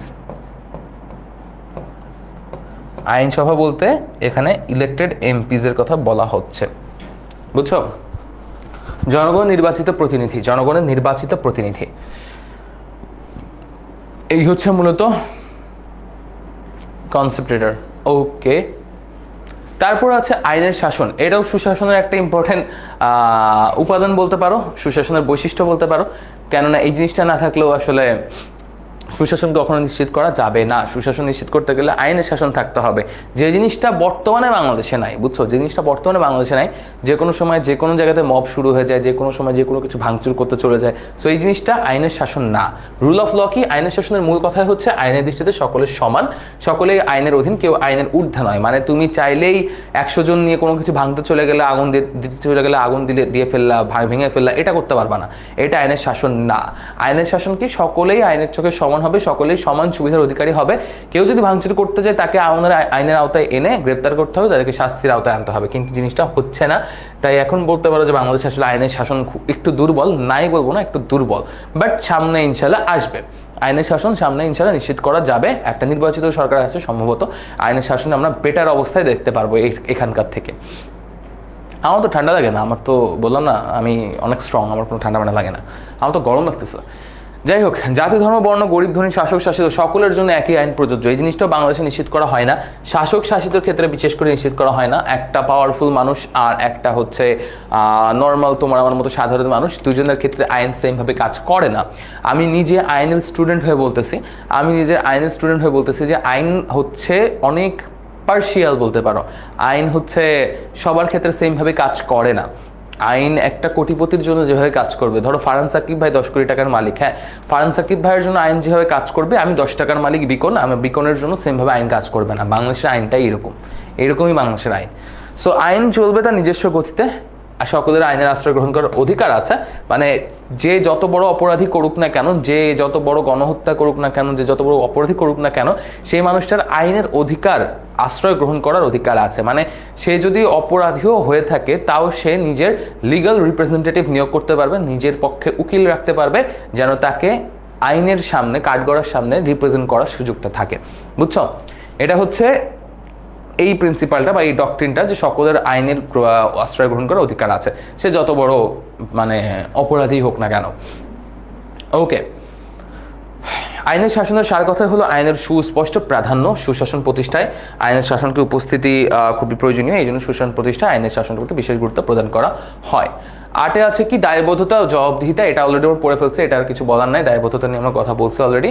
okay, efficiency বা দক্ষতা। দক্ষতার অর্থ হলো প্রাপ্ত সম্পদের এবং উপকরণের সুষ্ঠু ব্যবহারের মাধ্যমে কাঙ্ক্ষিত সুবিধা অর্জন। মানে আমি যেই সম্পদটা পাচ্ছি আমার রাষ্ট্রের পক্ষ থেকে, রাষ্ট্রে বসবাস করার কারণে, সেই জিনিসগুলো আমি যেন সঠিকভাবে ব্যবহার করি, সেই জিনিসটা সঠিকভাবে কাজে লাগাই এবং তার মাধ্যমে আমি যেন কাঙ্ক্ষিত সকল সুযোগ সুবিধা অর্জন করতে পারি। অবাধ তথ্য সরবরাহ, প্রশিক্ষণ, যোগাযোগ ব্যবস্থার উন্নতি, সংশ্লিষ্ট বিষয় ও তার ব্যবহারিক প্রয়োগ সম্পর্কে জ্ঞান ও দুর্নীতি বিরোধী মনোভাব, কর্তব্য বোধ, নিয়মানুবর্তিতা, কর্তব্যনিষ্ঠায় কাজের আগ্রহ, কাজে ফাঁকিদের অভ্যাস বা বিলম্বে যোগ দেওয়ার বদভ্যাস পরিত্যাগ, সততা ইত্যাদি বজায় থাকলে দক্ষতা বৃদ্ধি পায় এবং সুশাসন প্রতিষ্ঠিত হয়। বাংলাদেশের আইন ঠিক করেও তো আসলে লাভ নাই মিম, বাংলাদেশের মানুষ ঠিক করতে হবে। বুঝছো? বাংলাদেশের মানুষ ঠিক করতে হবে। আমরা তো মানুষরা ভালো না, আমরা বাংলাদেশের মানুষরা তো ভালো না। বাংলাদেশের মানুষ যেদিন ভালো হয়ে যাবে, বাংলাদেশের আইনও সেদিন ভালো হয়ে যাবে। এই যে বাংলাদেশের আইন তো খাতা কলমে তো সেম সবার জন্য, খাতা কলমে তো বাংলাদেশের আইন সকলের জন্য সমান, কিন্তু যে মানুষটা আইন অ্যাপ্লাই করছে, যে মানুষটা আইন অ্যাপ্লাই করার দায়িত্ব আছে, সেই মানুষটা সেম চোখে আমাকে আর ফারহান সাকিব ভাইকে দেখবে না। কারণ ফারহান সাকিব ভাইয়ের কাছে 10 কোটি টাকা আছে, আমার কাছে 10 টাকা আছে, বুঝছো? সো এই জন্য সেম চোখে সেই মানুষটা দেখবে না। এখন এই দোষটা আইনের না, এই দোষটা আইনের না, এই দোষটা হচ্ছে যে মানুষটা আইন প্রয়োগ করছে তার। সেটা হতে পারে থানার পুলিশ, সেটা হতে পারে তোমার কোর্টের জজ, কোর্টের বিচারক, পুলিশ বিচারক, যে কেউ সেটা হতে পারে, বা প্রশাসনের যে কোনো স্তরের কর্মকর্তা। সে তো সেম চোখে আমাদের দুজনকে দেখবে না। সো দোষটা মানুষের। মানুষকে আগে ভালো হইতে হবে, আমাদের বাঙালিদেরকে আগে ভালো হইতে হবে। বাঙালিরা যতদিন আমরা নিজেরা নিজেদেরকে শুধরাবো না, ততদিন আসলে আইন ঠিক করেও লাভ নাই, খাতা কলমে চিন্তা করেও লাভ নাই, বুঝছো? আগে নিজেদেরকে ভালো হইতে হবে, আগে জনগণ ঠিক হইতে হবে। আমরা নিজেদেরকে শুধরাই, ছোট ছোট জায়গা থেকে আমরা নিজেদেরকে শুধরানোর চেষ্টা করি। আমরা যখন টিস্যু দিয়ে খাওয়ার পরে মুখটা মুছি, টিস্যুটা আমরা রাস্তায় ফেলে দিই, রাস্তায় না ফেলে একটু কষ্ট করে ডাস্টবিনে ফেলি। একটা কোক যখন খাইলাম, কোক খেয়ে বোতলটা রাস্তায় ফেলে দিই, ফুটপাতে ফেলে দিই, এটা না করে একটু ডাস্টবিনে ফেলি। ছোট ছোট জিনিস থেকে শুরু করি, তাহলেই দেখবা যে এক সময় না এক সময় বাংলাদেশ পরিবর্তন হবে। সেই আশা নিয়ে আমরা বসে আছি, সেই আশা নিয়েই বসে আছি যে একদিন একদিন পরিবর্তন হবে। সময় লাগবে, সময় লাগবে, কিন্তু একদিন এই বাঙালি ঠিক হয়ে যাবে, সভ্য হবে, বুঝছো? মন মানসিকতা ঠিক করতে একটু সময় লাগবে, সব কিছুতে সময় লাগে। আচ্ছা, জনপ্রশাসনের সেবাধর্মী মনোভাব, service oriented attitude of the public administration. প্রশাসনিক কর্মকর্তা এবং কর্মচারীদের সবসময় মনে রাখতে হবে যে জনকল্যাণের জন্যই প্রশাসন গড়ে উঠেছে। তারা জনগণের সেবক, প্রভু নন। জনসেবার জন্যই প্রশাসনের জন্ম হচ্ছে, প্রশাসন চলে জনগণের অর্থে। এই উপলব্ধি সুশাসনের পথকে প্রশস্ত করে। কিন্তু আসলে জিনিসটা হয় না। কারণ কি, আমরা কি করি, প্রশাসনের কর্মকর্তাদেরকে আমাদেরকে স্যার বলতে হয়, কিন্তু হিসেবটা কিন্তু উল্টা হওয়ার কথা। প্রশাসনের যে কর্মকর্তা আছে তার উচিত আমাকে স্যার বলা, বিকজ কি, আমার সেবায় সে নিয়োজিত, তার সেবায় কিন্তু আমি নিয়োজিত না। তার সেবায় কিন্তু আমি নিয়োজিত না, সে আমার সেবায় নিয়োজিত। আমার সেবা নিশ্চিত করার জন্য তাকে আমার ট্যাক্সের টাকা দিয়েই কিন্তু নিয়োগ প্রদান করা হয়েছে। তাহলে হিসাবটা কি দাঁড়ায়, সে আমাকে স্যার বলবে, আমি কেন তাকে স্যার বলবো? তাকে আমি ভাই বলবো। সে তো মুসলিম, তাই না? সে তো মুসলিম ভাই বলবো, আমি কেন তাকে স্যার বলতে হবে? সো জিনিসটা এরকম যে সেবাধর্মী মনোভাবটা থাকতে হবে, প্রশাসনিক কর্মকর্তা হোক বা কর্মচারী হোক। তুমি তোমার এলাকায় যদি সাব রেজিস্ট্রার অফিস থাকে, যেখানে জমি জাতি আসলে রেজিস্ট্রি করা হয়, সেখানে যে দেখবা, হ্যাঁ 3:50 ব্রেক দেবো আর 5 মিনিট, সেখানে যে দেখবা যে সাব রেজিস্ট্রার অফিসের একটা পিওনেরও কি পরিমাণ টাকা পয়সা সম্পত্তি আছে, কি পরিমাণ দেমাগ আছে, কি পরিমাণ অহংকার আছে, এবং সে তোমার সাথে কি ব্যবহারটা করে, এটা তুমি দেখবা, বুঝছো? এটা তুমি দেখবা যে কি ব্যবহারটা তোমার সাথে করে। ইভেন তুমি ইউনো অফিসে যাও, তোমার উপজেলার ইউনো অফিসে যাও, তুমি দেখবা কি ব্যবহারটা করে তোমার সাথে। তুমি তোমার এলাকার থানায় যাও, থানার একটা সামান্য কনস্টেবল তোমার সাথে কি ব্যবহারটা করে দেখবা, তখন বুঝবা যে আসলে সেবাধর্মী মনোভাবটা নাই, সেবাধর্মী মনোভাবটা নাই, বুঝছো? কিন্তু এই জিনিসটাই আসলে নিশ্চিত করা প্রয়োজন যে আমি ধনী গরিব নির্বিশেষে সকলকে একই ব্যবহার দিব, একই সেবা প্রদান করব, সকলের সাথে আমরা সেবামূলক মনোভাব নিয়ে কথা বলবো। তারপরে স্বাধীন বিচার বিভাগ, এই জিনিসটাও আসলে একটু মানে আজকে যা আমরা পড়তেছি মোটামুটি রিয়েলিটি চেক দিয়ে তোমাদেরকে পড়াচ্ছি যেন তোমরা রিলেট করতে পারো। তো স্বাধীন বিচার বিভাগ বলতে কি বোঝায়, যে সরকারের তৃতীয় স্তম্ভই হচ্ছে বিচার বিভাগ। আমাদের মনে রাখতে হবে সরকারের কত নম্বর স্তম্ভ, তৃতীয় স্তম্ভ হচ্ছে বিচার বিভাগ। বিচার বিভাগ যদি সরকারের অন্য দুইটা বিভাগের হস্তক্ষেপ মুক্ত, স্বাধীন ও নিরপেক্ষ থাকে, বিচারকগণ যদি সৎ, দক্ষ এবং নিরপেক্ষ ওই উচ্চ নৈতিক গুণাবলীর অধিকারী হন, ভয় ভীতি বা প্রলোভনের কাছে যদি নতি স্বীকার না করেন, তাহলে ন্যায় বিচার প্রতিষ্ঠিত হয়। কিন্তু এই জিনিসটাও আসলে টাফ, বুঝছো? এই জিনিসটা আসলে টাফ, কারণ বিচারকদেরকে সবসময় ভয়ভীতি প্রদর্শন করা হয়, বিভিন্ন ধরনের লোভ লালসার প্রলোভন দেওয়া হয়, অনেক রকম অফার দেওয়া হয়। সো সব মিলিয়ে আলটিমেটলি বিচার বিভাগও এরকম নিরপেক্ষ মুক্ত স্বাধীন থাকতে পারে না, রায়ও চেঞ্জ হয়ে যায়, টাকা দিলে রায়ও চেঞ্জ হয়ে যায়, বুঝছো? ওকে, সো বিচার বিভাগ আইনের শাসনের প্রকৃত অভিভাবক এবং রক্ষকের ভূমিকা পালন করে। আইনের শাসনের প্রকৃত অভিভাবক তাহলে কে? আইনের শাসনের প্রকৃত অভিভাবক তাহলে কে? বিচার বিভাগ। আইনের শাসনের প্রকৃত অভিভাবক কে? বিচার বিভাগ। এই সুতরাং বিচার বিভাগের স্বাধীনতাকে সুশাসনের অন্যতম গুরুত্বপূর্ণ বৈশিষ্ট্য বলা চলে। ওকে, আমরা তাহলে নামাজের ব্রেকে যাচ্ছি এখন। নামাজের ব্রেকের দিকে যাচ্ছি। আচ্ছা, সততাটা পড়ে ফেলি। সো লাস্টলি আছে 12 নম্বরের সততা বা অনেস্টি। সুশাসন তখনই আসলে প্রতিষ্ঠিত হবে যখন প্রতিষ্ঠান বা সংগঠনের সাথে সংশ্লিষ্ট সকলেই সৎ হন। সৎ না হলে আসলে কখনোই এই যে এর আগে যে 11টা এলিমেন্ট আমরা পড়েছি, এই জিনিসগুলোও যদি আমরা আসলে নিশ্চিত করতে চাই, তাহলেও আমাদেরকে অ্যাটলিস্ট মিনিমাম এই সততা জিনিসটা এনশিওর করতে হবে, না হলে এটা হবে না, বুঝছো? না হলে এটা হবে না।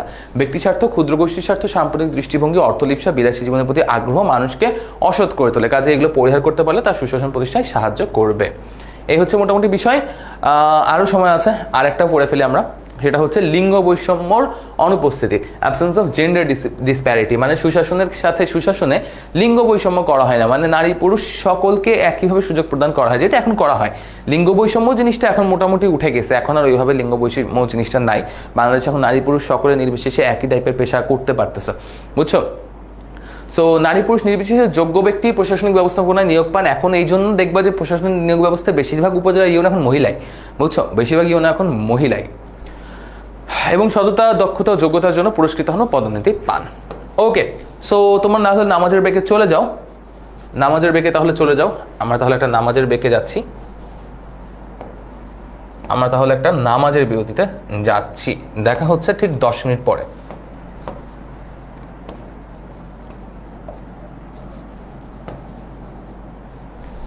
ওকে,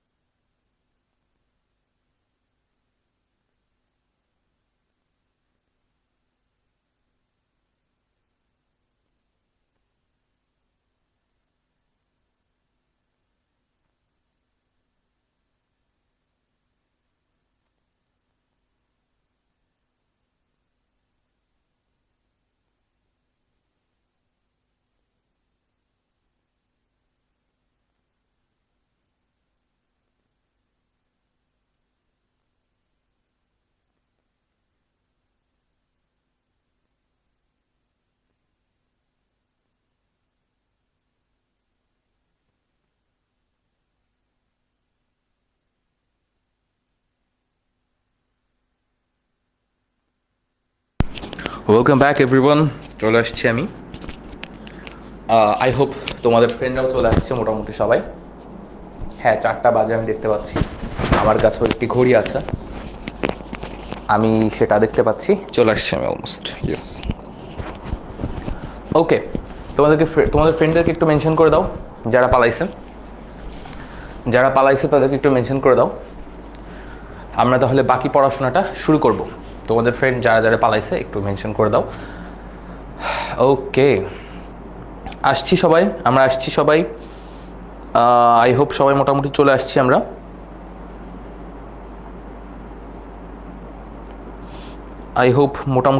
চলে আসছি।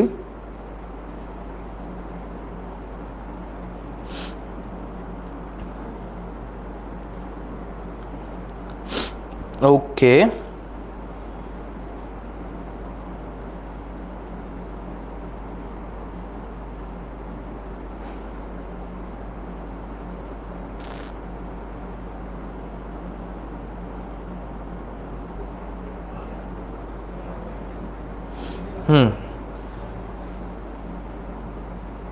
ওকে, ডান। আমরা সবাই চলে আসছি অলমোস্ট। লেটস স্টার্ট তাহলে। হ্যাঁ, প্রেজেন্ট, সবাই প্রেজেন্ট। ওকে, ভেরি গুড, চলে আসছে সবাই। গ্রেট। চলো তাহলে আমরা শুরু করি।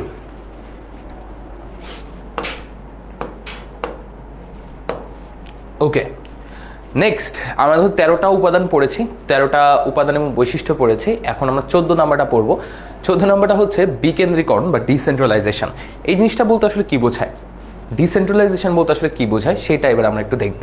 সুশাসন প্রতিষ্ঠায় বিকেন্দ্রীকরণের ভূমিকা খুবই গুরুত্বপূর্ণ। বিকেন্দ্রীকরণ হচ্ছে ক্ষমতার বন্টন এবং বিভক্তিকরণের নীতি। মানে ক্ষমতা একটা জায়গাতে পুঞ্জীভূত থাকবে না, বুঝছো?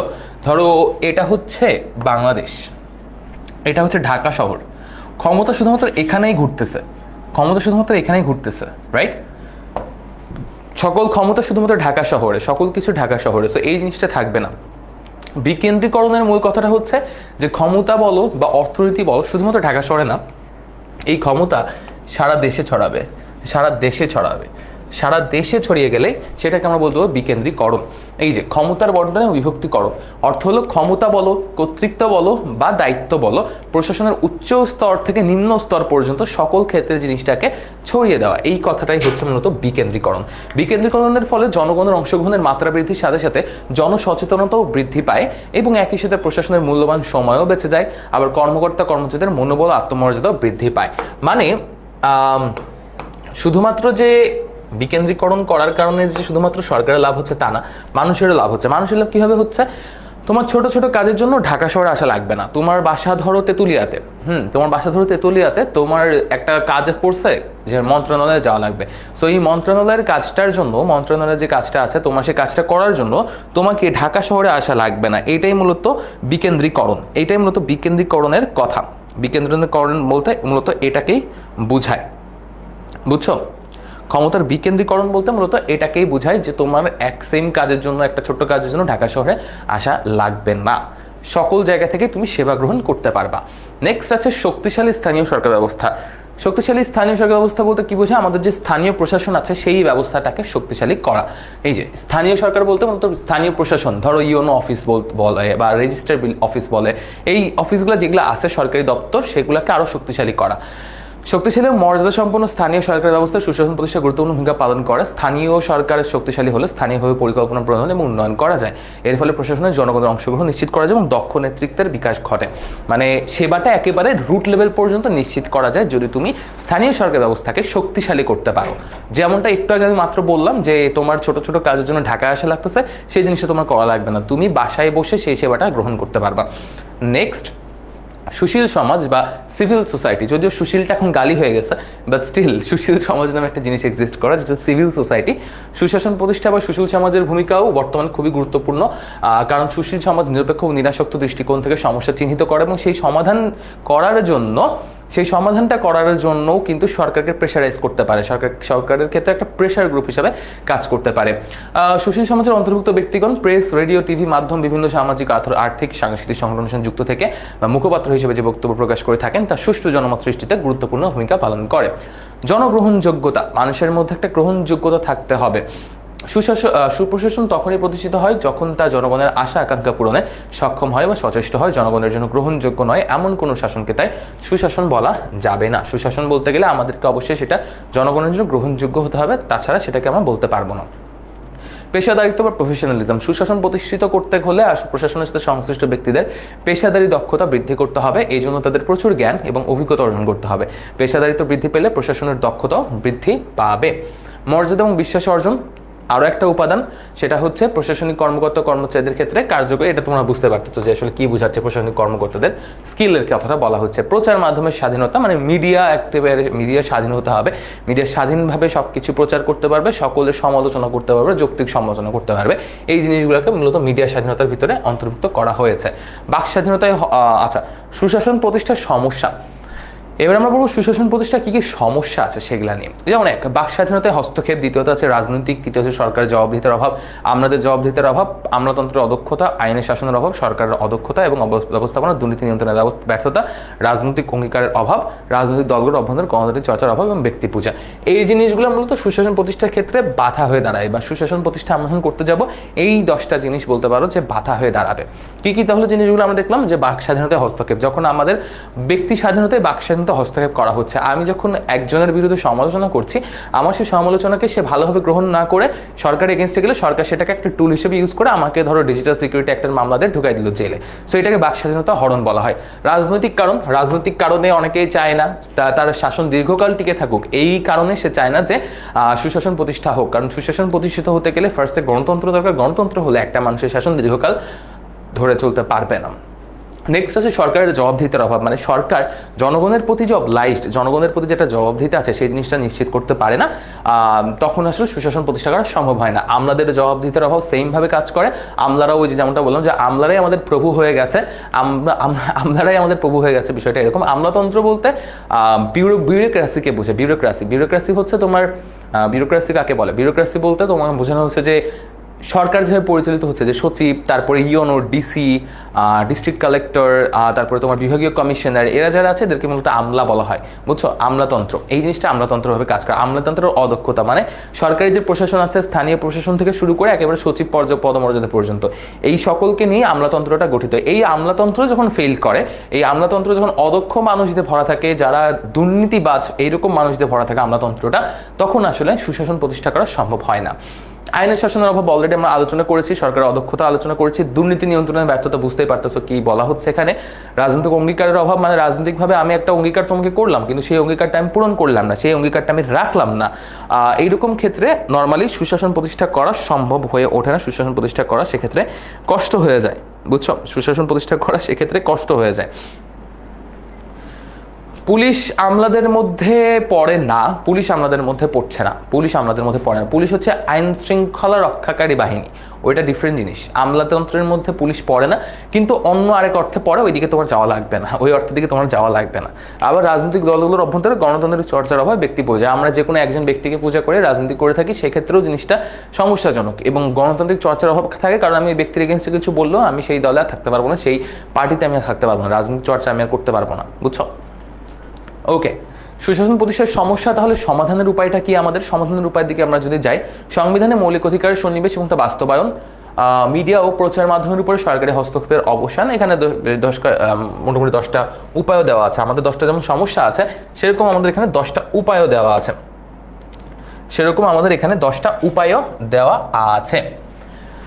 আমরা ধরে দেখতে পেলাম যে এই উপায় ফলো করলে আমরা মোটামুটি বলতে পারো যে সুশাসন প্রতিষ্ঠার যে সমস্যা, সেই সমস্যার সমাধানটা আমরা করতে পারবো, বুঝছো? মিডিয়া ও প্রচার মাধ্যমের উপরে সরকারি হস্তক্ষেপ করা যাবে না, মানে যেই সমালোচনায় করুক না কোনো মিডিয়াকে স্বাধীন থাকতে দিতে হবে, সহিংসতা দূর এবং রাজনৈতিক স্থিতিশীলতা প্রতিষ্ঠা করতে হবে, জবাবদিহিতা নিশ্চিত করতে হবে, স্বচ্ছ প্রশাসন গড়ে তুলতে হবে, নৈতিক মূল্যবোধ জাগ্রত করতে হবে, আইনের শাসন প্রতিষ্ঠা করতে হবে, ইচ্ছার সাধারণ নিরপেক্ষতা নিশ্চিত করতে হবে, সরকারের দক্ষতা বৃদ্ধি করতে হবে এবং দুর্নীতি প্রতিরোধ করতে হবে। মানে এর আগে যেটা বললাম ওইটার এগেইনস্টে যা যা আছে বা সব 10টা পয়েন্ট, বুঝছো?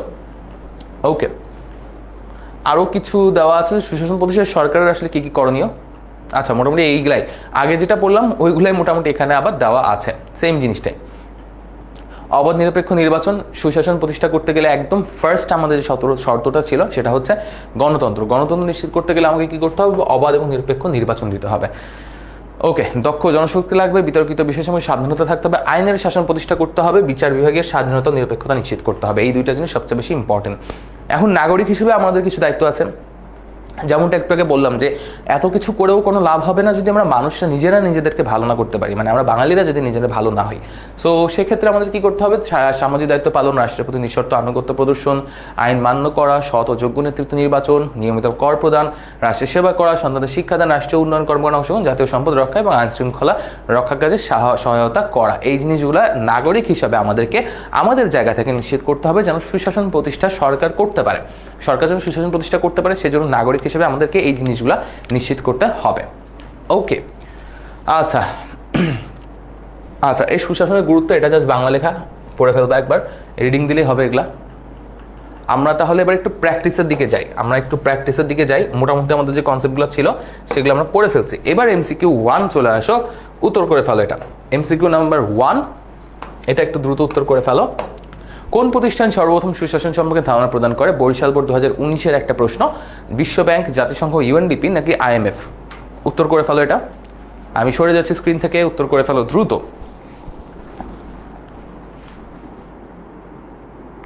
কোন প্রতিষ্ঠান সর্বপ্রথম সুশাসনের ধারণা প্রদান করে?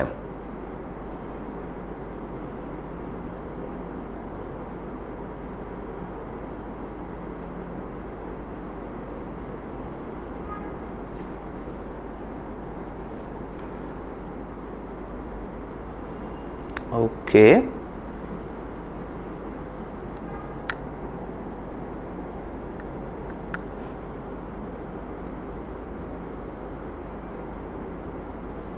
আচ্ছা, মোটামুটি সঠিক উত্তরই দিয়েছে সোফার যারা যারা উত্তর করছে।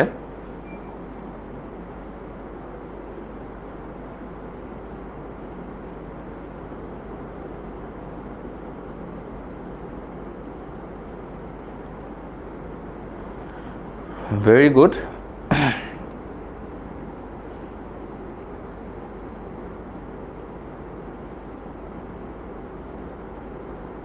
Very good, very good, very good, জোস। যে কয়টা উত্তর এখন পর্যন্ত দেখলাম সঠিক উত্তরই দেখলাম।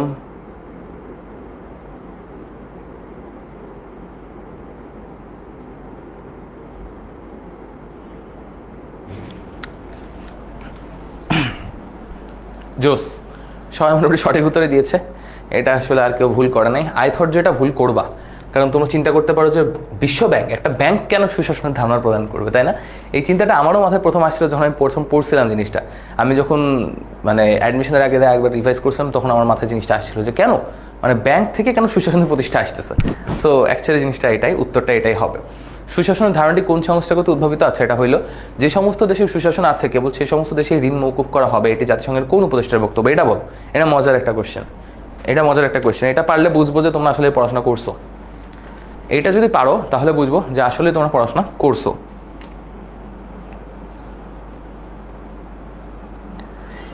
এইটা পারলে বুঝবো যে তোমরা আসলে পড়াশোনা করছো, পড়াশোনার আশপাশ দিয়ে আসলেই গেছো।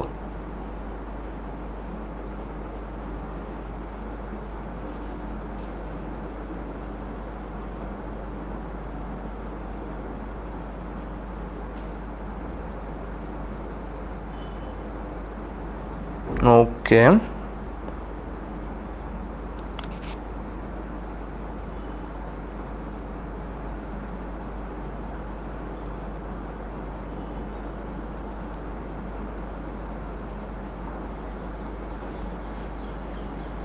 Very good.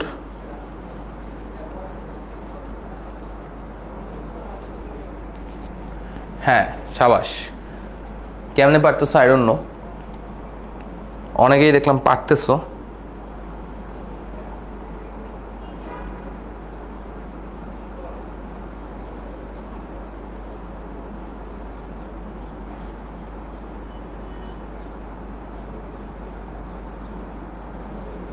কেমনে পারতেছো আই রিয়েলি ডোন্ট নো। ভালোই পড়াশোনা করছো তাহলে তোমরা। এটা হচ্ছে ইব্রাহিম গানবাড়ি, সি উত্তর হবে। মোটামুটি সবাই সঠিক উত্তরই দিচ্ছে, এখানে ভুল উত্তর আসলে খুব বেশি নাই, ভেরি গুড। তারপরে রাষ্ট্রের সকল ক্ষেত্রে উন্নয়নের জন্য সুশাসন অত্যাবশ্যক, এই উক্তিটি কার? এটা বলো। এটা এটা আগের প্রশ্নের মতোই কাছাকাছি। বলো, তাও এটা বলো, উত্তর দিয়ে ফেলো। 4 নাম্বার, 4 নাম্বারটার উত্তর দিয়ে ফেলো।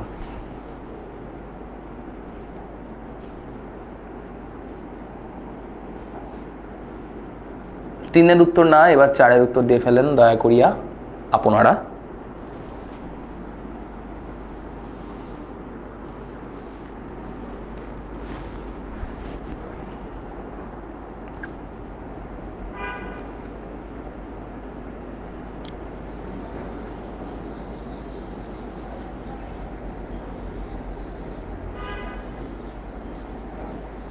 ওকে, ফারিহাও তো দিয়েছে, তৃষাও তো দিয়েছে।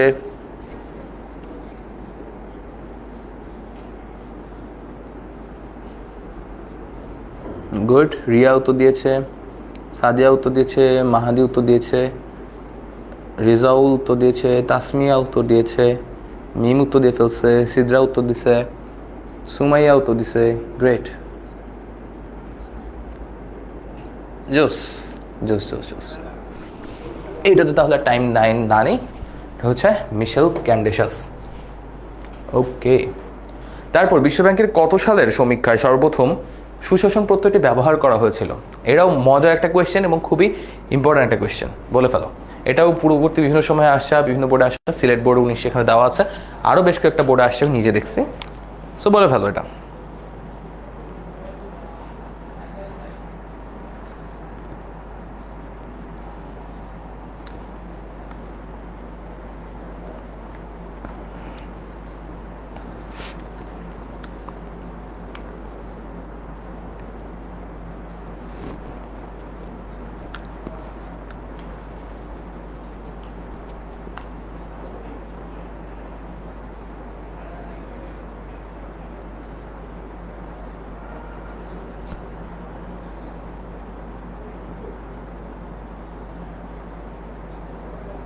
ওকে,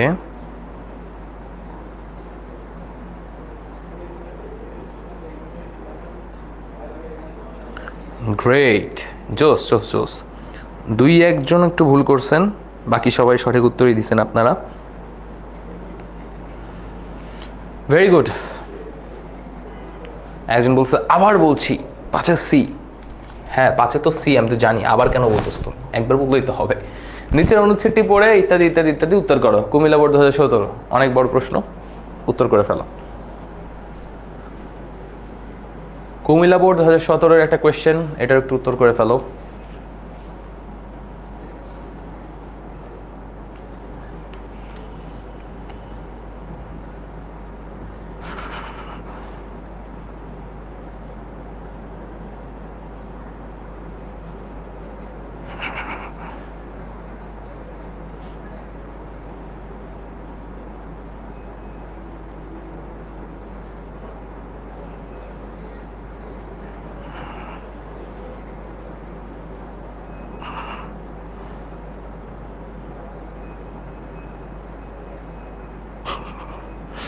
ওকে,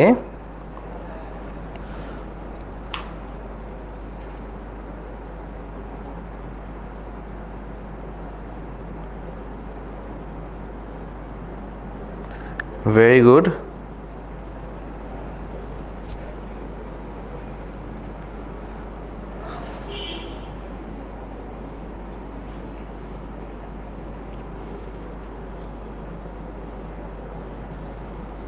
আচ্ছা, হ্যাঁ, অ্যান্সার সব কেন জানি না সি হচ্ছে, এটা আমিও বুঝতেছি না সি হওয়ার কারণটা কি। এটা সি হওয়ার কারণটা কি, এটাও বলে ফেলো। Comilla board 17, I just pray এবার সি না হোক। এটাও তো দিয়ে ফেলো। এমসিকিউ নাম্বার 7, এটাও তো দিয়ে ফেলো। ইমতিয়াজ বলতেছে আমার কোয়েশ্চেন দেখে না।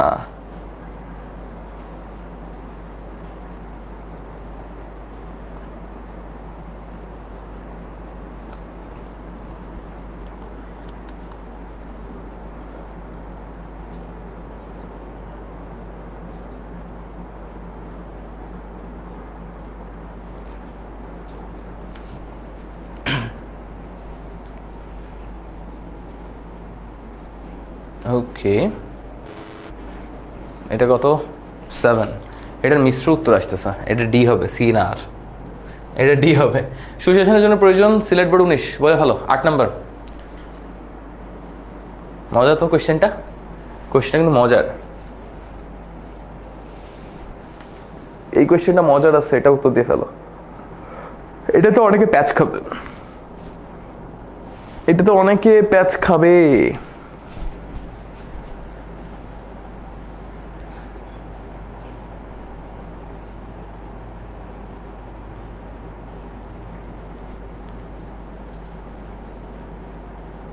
ওকে, এটার উত্তর চলে আসছে, এটা হচ্ছে বি, আইনের শাসন, যেটা সবচেয়ে বেশি ইম্পর্টেন্ট। তারপরে দুর্নীতি প্রতিরোধে সহায়ক শক্তি হিসেবে কাজ করে কোনটা? সিলেট বোর্ড 19-এর প্রশ্ন, এটার উত্তর দিয়ে ফেলো। আর একটা এমসিকিউ প্র্যাকটিস করে তারপর আমরা নেক্সট টাইম মুভ করবো। বি বি বি বি উত্তর দিছে মাহমুদুল হাসান, তাও 2-3 বার করে, একবার উত্তর দিয়ে ওর পেট ভরে নাই। গন্তব্য ঢাকা বিশ্ববিদ্যালয়, 8-এর বি। সাবাস, তোমার তো গন্তব্য ভালোই। তোমার এই গন্তব্যের ট্রেন এখন কত দূর আছে ঢাকা বিশ্ববিদ্যালয় থেকে? আর কত কিলো বাকি গন্তব্যে পৌঁছাতে? ওকে, এটা হচ্ছে 9 নাম্বার কোয়েশ্চেন, এটাও তো দিয়ে ফেলো।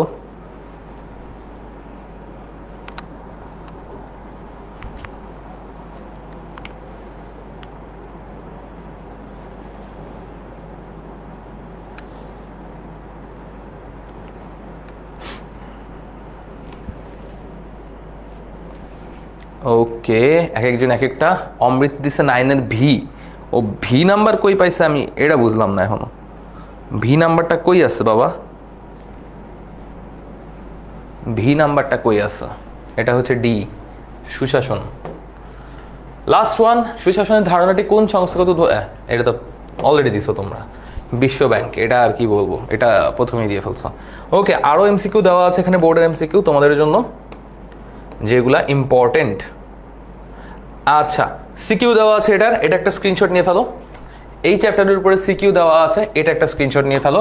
তোমরা প্রসেসটা অলরেডি জানো যে কিভাবে কি করতে হবে। তোমরা নিজের আগে খাতায় লিখবা, খাতায় লিখে তারপরে এখান থেকে উত্তর মিলিয়ে নিবা। নিজের আগে খাতায় লিখবা, এটা হোমওয়ার্ক বলতে পারো। নিজেরা খাতায় লিখবা, তারপরে উত্তরটা এখান থেকে মিলিয়ে নিবা। স্ক্রিনশট নেওয়া হয়ে গেলে আমাকে একটু জানাও যে এসএস ডান। স্ক্রিনশট নেওয়া হয়ে গেলে আমাকে একটু জানাও যে এসএস ডান।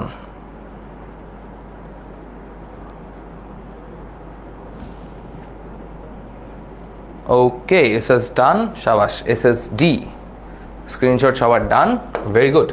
চলো আমরা তাহলে নেক্সটে আগাই। নেক্সট আমাদের কি আছে? নেক্সট আমাদের আছে অধ্যায় 4, ই গভর্নেন্স এবং সুশাসন। ই গভর্নেন্স এবং সুশাসন, মোটামুটি সুশাসন নিয়ে আমরা কথা বলে ফেলছি। তো এই অধ্যায়ের অর্ধেকের বেশি আমাদের কিন্তু শেষ।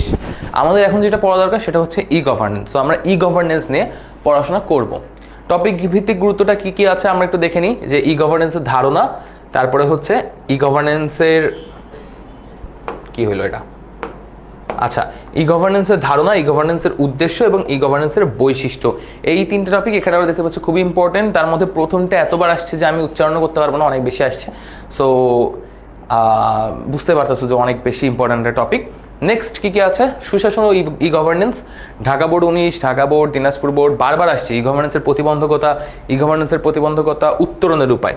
ওই যে আগেরটাই মতো যে সুশাসনের সমস্যা, সুশাসন সমস্যার সমাধান, বুঝছো? সো আমরা ই গভর্নেন্স নিয়ে কথা বলবো। ই গভর্নেন্স একদম মানে ই দিয়ে কি বোঝায় তুমি বলো তো?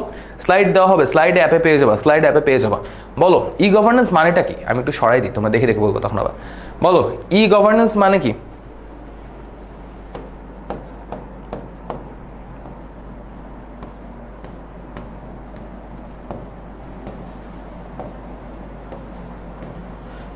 ই গভর্নেন্স জিনিসটা কি?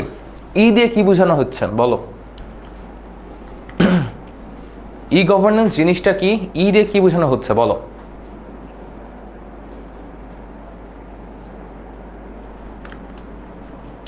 ই গভর্নেন্স জিনিসটা কি? ই দিয়ে কি বোঝানো হচ্ছে এটা একটু আমাকে জানাও।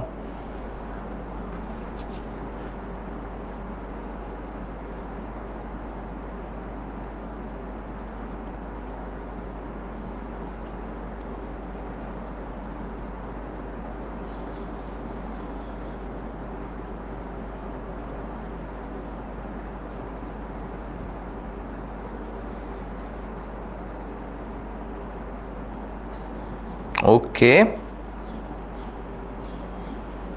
জোস, ভালোই উত্তর পাওয়া যাচ্ছে সোফার।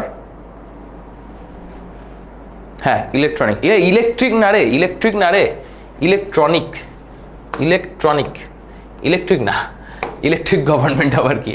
সো এটা হচ্ছে ইলেকট্রনিক গভর্নেন্স। ই গভর্নেন্স জিনিসটা হচ্ছে ইলেকট্রনিক গভর্নেন্স, এটার সংক্ষিপ্ত রূপ, সংক্ষিপ্তভাবে আমরা বলি ই গভর্নেন্স। অনেক সময় একে ডিজিটাল গভর্নেন্স বা অনলাইন গভর্নেন্স এবং প্রযুক্তি চালিত গভর্নেন্স বা শাসন নামে অভিহিত করা হয়। অনলাইনের মাধ্যমে পাবলিক ডেলিভারি ও সেবা জনগণের কাছে সহজলভ্য করা হচ্ছে ই গভর্নেন্সের উদ্দেশ্য।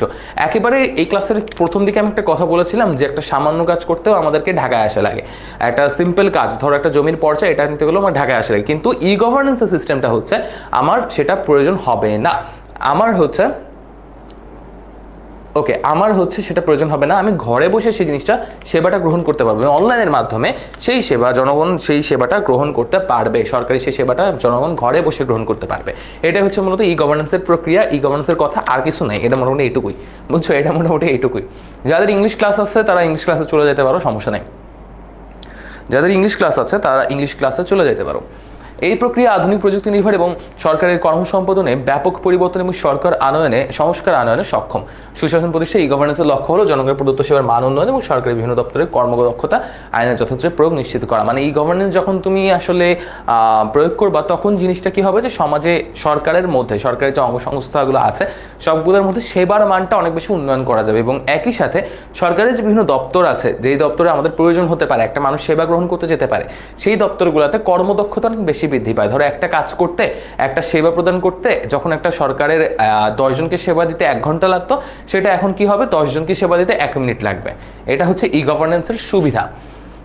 ডিজিটাল পদ্ধতিতে বিভিন্ন প্রতিষ্ঠানের মিথস্ক্রিয়া সাধিত হলে ই গভর্নেন্সের উদ্ভব ঘটে। মানে শুধুমাত্র যে সরকারি থাকবে এমনটা না, সরকার এবং জনগণ, সরকার এবং ব্যবসায়ী, মানে পাবলিক প্রাইভেট পার্টনারশিপের মাধ্যমে, বুঝছো, পাবলিক প্রাইভেট পার্টনারশিপের মাধ্যমে, মানে জনগণও থাকবে, সরকারও থাকবে এবং একই সাথে প্রাইভেট যে অর্গানাইজেশনগুলো আছে তাদের সাথে পার্টনারশিপের মাধ্যমে ই গভর্নেন্স বাংলাদেশের মানে জনগণের জন্য সর্বোচ্চ যে সেবাটা সেটা নিশ্চিত করতে পারবে। ওকে, ই গভর্নেন্সের সংজ্ঞা দিতে গিয়ে বলা হয় যে ইন্টারনেটের মাধ্যমে সরকারি বিভিন্ন তথ্য এবং সেবা জনগণের নিকট পৌঁছানোকে ই গভর্নেন্স বলে। কেউ কেউ বলেন যে জনগণের নিকট বিভিন্ন সেবা পৌঁছাতে দক্ষতা এবং কার্যকারিতা বাড়ানোর জন্য তথ্য প্রযুক্তি এবং যোগাযোগ প্রযুক্তি এবং অন্যান্য ইন্টারনেটের উপর নির্ভরশীল টেলিকমিউনিকেশন প্রযুক্তির ব্যবহারকে ই গভর্নেন্স বলে। মানে ই গভর্নেন্স কাকে বলে এটা এখানে আমরা মোটামুটি পেয়ে গেছি। ই গভর্নেন্সটা কাকে বলে এটা মোটামুটি আমরা এখানে পেয়ে গেছি। ওকে, বিশ্বব্যাংক আবার একটা সংজ্ঞা দিচ্ছে, বিশ্বব্যাংক সব জায়গায় চলে আসতেছে, বুঝছো। প্রযুক্তি নির্ভর শাসন, ইয়েস, শিফু ভালো ভালো কথা বলে, বুঝছো, শিফু ভালো ভালো কথা বলে, প্রযুক্তি নির্ভর শাসন। ওকে, সো প্রযুক্তি নির্ভর শাসন এই সংজ্ঞাটা বলা হচ্ছে যে ই গভর্নেন্স বলতে সরকারি তথ্য প্রযুক্তি, নেটওয়ার্ক, ইন্টারনেট, মোবাইল প্রভৃতি ব্যবহারের মাধ্যমে জনগণ এবং ব্যবসায়ী ও সরকারের অন্য শাখার মধ্যে যোগাযোগের সক্ষমতাকে বোঝায়। মানে যোগাযোগ যেন আরও স্মুথলি করা যায় এই জিনিসটাকে এখানে ইন্ডিকেট করা হচ্ছে। একই সাথে জাতিসংঘ 2006 সালে এক সংজ্ঞায় বলেছে যে সরকারি তথ্য সেবা ইন্টারনেট এবং ওয়ার্ল্ড ওয়াইড ওয়েবের মাধ্যমে, মানে WWWর মাধ্যমে, ওয়ার্ল্ড ওয়াইড ওয়েব মানে হচ্ছে WWW, এই যে ওয়ার্ল্ড ওয়াইড ওয়েব এর মাধ্যমে জনগণের নিকট পৌঁছানোর ব্যবস্থা হল ই গভর্নেন্স। মানে সবকিছু ওয়েবসাইটের মাধ্যমে হবে, সবকিছু অ্যাপের মাধ্যমে হবে, ওয়েবসাইটের মাধ্যমে হবে, প্রযুক্তির মাধ্যমে হবে, টেকনোলজির মাধ্যমে হবে, ইন্টারনেটের মাধ্যমে হবে, বুঝছো, ইন্টারনেটের মাধ্যমে হবে। এটাই মূলত ই গভর্নেন্সের ধারণা। এখানে আরো কিছু সংজ্ঞা দেওয়া আছে, এগুলা জাস্ট একবার রিড আউট করতে হবে। ওকে, তিনি ভারতের একজন দেখতে পাচ্ছি আমরা যে মুখ্যমন্ত্রী, একটা প্রদেশের, অন্ধ্রপ্রদেশের একটা মুখ্যমন্ত্রী বলেছেন যে ই গভর্নেন্সকে স্মার্ট গভর্নমেন্ট বলে অভিহিত করেছেন। তার মতো স্মার্ট শব্দটার পুনরূপ হলো সিম্পল, মোরাল, অ্যাকাউন্টেবল, রেসপন্সিভ এবং ট্রান্সপারেন্ট। মানে সুশাসন প্রতিষ্ঠা করতে গেলে আমাদের যে জিনিসগুলো ছিল, সুশাসন প্রতিষ্ঠা করতে গেলে আমাদের যে জিনিসগুলো প্রয়োজন ছিল সেই জিনিসগুলো মূলত স্মার্টের মধ্যে দিয়ে চলে আসছে স্মার্ট গভর্নমেন্টের মাধ্যমে। স্মার্ট কি, সিম্পল হতে হবে, মোরাল থাকতে হবে, মানে ভ্যালুস থাকতে হবে, অ্যাকাউন্টেবল থাকতে হবে, মানে জবাবদিহিতা থাকতে হবে, অ্যাকাউন্টেবল মানে হচ্ছে জবাবদিহিতা থাকা, রেসপন্সিভ হতে হবে, মানে মোটামুটি জবাবদিহি তো থাকতেই হবে, একই সাথে যখন প্রয়োজন হবে সরকার যেন মানুষের রেসপন্সটা করে, এবং ট্রান্সপারেন্ট মানে স্বচ্ছতা নিশ্চিত করতে হবে। এই জিনিসগুলো মোটামুটি আমরা সুশাসনের ক্ষেত্রে পড়েছি। সুশাসন বলো বা ই গভর্নেন্স বলো, সব ক্ষেত্রে এটা প্রয়োজন।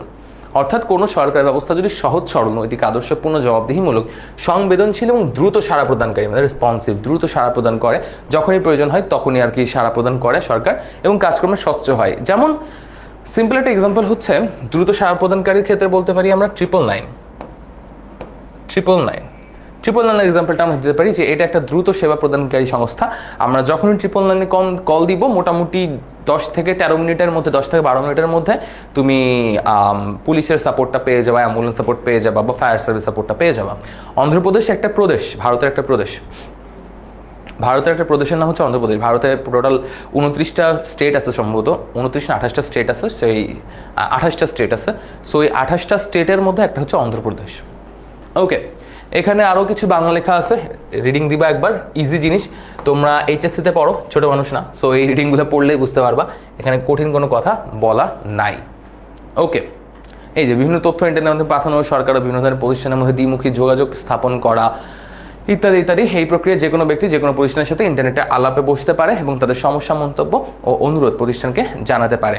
এছাড়া বিভিন্ন ধরনের লেনদেন পরিচালনা, মানে সরকারি বিভিন্ন লেনদেন হতে পারে। ধরো তুমি ট্যাক্স প্রদান করবা, একটা জমির খাজনা প্রদান করবা, তোমার একটা জমি আছে, তুমি সেই জমির খাজনা প্রদান করবা। সো এই খাজনা প্রদান করতে এখন তোমার তো আর ঘর থেকে বেরিয়ে সেই ঢাকায় এসে তোমাকে ট্যাক্স অফিসে এসে ট্যাক্স দিতে হচ্ছে না, ল্যান্ড অফিসে এসে, রাইট?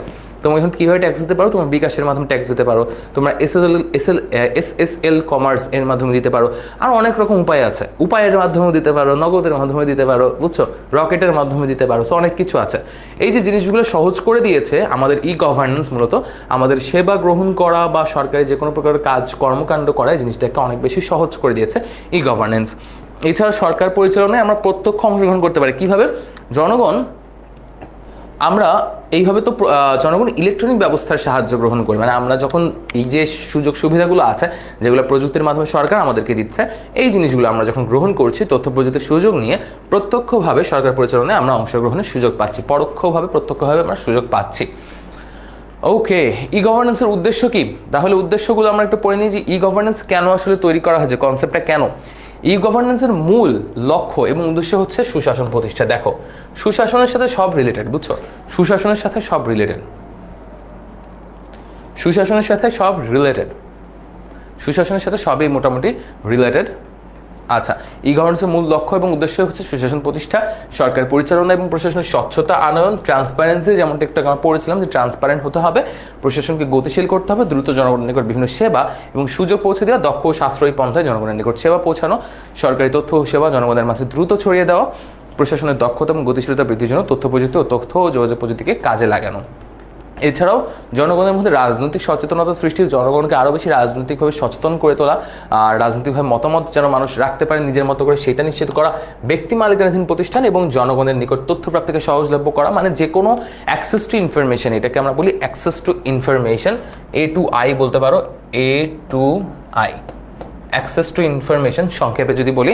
ব্যক্তি মালিকানাধীন প্রতিষ্ঠা হোক বা জনগণ হোক, তথ্য প্রাপ্তিকে সহজ করে দেওয়া, মানে যে কোনো প্রকার ইনফরমেশনের প্রতি, যে কোনো প্রকার তথ্যের প্রতি আমার অ্যাক্সেসটা যেন আরও সহজ হয়ে যায়, সেইটাকে নিশ্চিত করা। দেশ পরিচালনার ক্ষেত্রে জনগণের ব্যাপক অংশগ্রহণের বা সংশ্লিষ্টতার সুযোগ সৃষ্টি করা, নাগরিকদের মধ্যে সেবার মান উন্নতিকরণ বা নাগরিকরা যেন আরও সহজে সুযোগ পায়, সেই জিনিসটাকে নিশ্চিত করা। জনগণকে ঘরে বসেই সেবা সুযোগ লাভের সুযোগ প্রদান করে দেওয়া, যেটা এতক্ষণ ধরে আমি বলছিলাম যে জনগণকে যেন ঘরে বসে সুযোগ সুবিধা নিশ্চিত করতে পারে, সেই জিনিসটাকে নিশ্চিত করা এবং জবাবদিহিতা নিশ্চিত করা।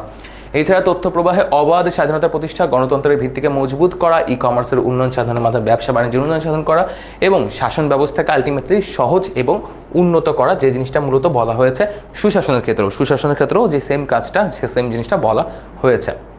ওকে, আচ্ছা, আমরা ধরো ই গভর্নেন্সের একটা বৈশিষ্ট্য দেখবো। এই পর্যন্ত কারো কি কোনো কোয়েশ্চেন আছে? আমাকে একটু বলো, এই পর্যন্ত কি কারো কোনো কোয়েশ্চেন আছে? ইংলিশ ক্লাস কই হইতেছে আমি জানি না বাবা, আমি তো ইংলিশ ক্লাস নিচ্ছি না। ইংলিশ ক্লাস যে নিচ্ছে সেখানে যে জিজ্ঞেস করতে হবে, আমি ইংলিশ ক্লাস নিচ্ছি না। তোমাদের রুটিন সম্ভবত প্রকাশ করা হয়, সো সেই রুটিন থাকার কথা।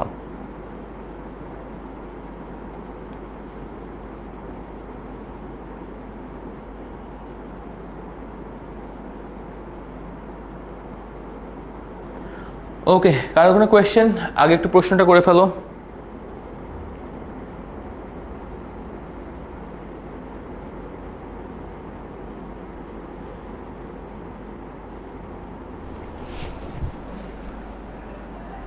দাওয়াত খেতে এসে আরিফা ক্লাসের কথা ভুলে গেছে। সাবাস সাবাস।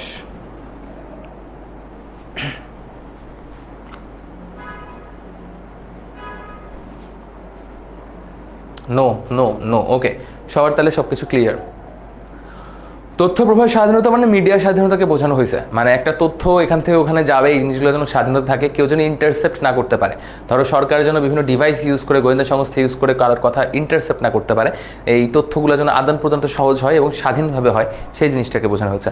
অন্ধ্রপ্রদেশ নিয়ে প্রমি আমি তোমাকে 2বার বললাম এটা নিয়ে, আর বলবো না। অন্ধ্রপ্রদেশ কীভাবে সার্চ করে নাও, কিছু কিছু জিনিস সার্চ করে নিতে হয় নিজেকে। একেবারে তোমরা ছোট বাচ্চা না যে তোমাদেরকে চামচ করে খাওয়াই দিতে হবে সব কিছু।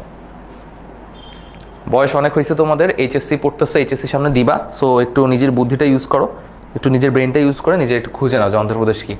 আমি একবার বলছি আর বলতে পারবো না অন্ধ্রপ্রদেশ কি, এবার নিজে খুঁজে নাও। নিজের ব্রেনটাকে একটু কাজে লাগাও, বুঝছো, জং ধরে যাবে সব কিছুতে, একটু কাজে লাগাও ব্রেনটাকে, জং ধরে গেলে সমস্যা। ওকে, ইলেকট্রনিক গভর্নেন্স শব্দটা এসেছে ইলেকট্রনিক গভর্নেন্স থেকে, বাংলাকে বলা হয় ইলেকট্রনিক প্রযুক্তি নির্ভর। এটা আমরা অলরেডি পড়ছি, বৈশিষ্ট্য সমূহ এগুলো মোটামুটি আমরা আলোচনা অলরেডি করে ফেলছি। অনলাইন গভর্নেন্স এই জিনিসটা আমাদের জন্য নতুন। অনলাইন কি, অনলাইনের মাধ্যমে পাবলিক ডেলিভারি বা সেবা, এটাও আমরা অলরেডি বলছি যে সেবাটা জনগণের কাছে যতটা সহজলভ্যভাবে পৌঁছানো যায় সেটা এখানে নিশ্চিত করার কথা বলা হয়েছে। ওকে, প্রযুক্তি নির্ভর ই গভর্নেন্সের প্রক্রিয়া আধুনিক প্রযুক্তি নির্ভর হবে, আধুনিক সকল প্রযুক্তি নির্ভর হবে। এই গভর্নেন্স সিস্টেমটা প্রযুক্তি ব্যবহার করে সরকারের কর্ম সম্পাদনে ব্যাপক পরিবর্তন এবং সংস্কার আনা সম্ভব। মোটামুটি বাংলা কথা এখানে বলা হয়েছে, এখানে আসলে আমারই কিছু বলার নাই তেমন একটা, আমি দেখতেছি না তোমাদেরকে বোঝানোর মতো কিছু। আমরা আরেকটু আগাই, যদি আমরা দেখি কি কি বলা আছে আর। ওকে, এটা ইম্পর্টেন্ট। প্রতিবন্ধকতা, আমাদের কি কি সমস্যা আছে ই গভর্নেন্স যখন আমরা নিশ্চিত করতে যাচ্ছি তখন আমাদের কি কি সমস্যা আছে। সুবিধা তো সমূহ আমরা এখানে দেখছি অলরেডি, সুবিধা সমূহ আমরা পড়েছি। তাহলে আমরা দেখি যে প্রতিবন্ধকতা কি কি বা সমস্যাটা কি কি, বুঝছো, সমস্যাটা কি কি। ইংলিশ বাংলা ক্লাস শুরু হয়েছে, হ্যাঁ চলে যাও, ক্লাসে চলে যাও, সমস্যা নেই।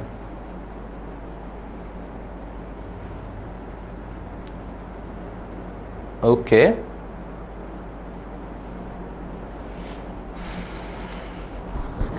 একটা পড়ি তো আরেকটা ভুলি। আস, এগেইন আস, এগেইন আস, পুরাই আস।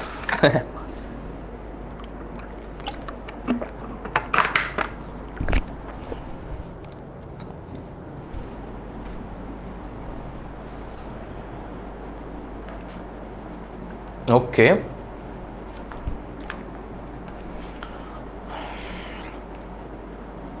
আমরা তাহলে প্রতিবন্ধকতাগুলো এবার একটু দেখব। আচ্ছা চলো দেখি। ই গভর্নেন্সের মাধ্যমে সুশাসন প্রতিষ্ঠার ক্ষেত্রে বেশ কিছু প্রতিবন্ধকতা বা সমস্যা রয়েছে। সেই সমস্যাগুলো কি কি?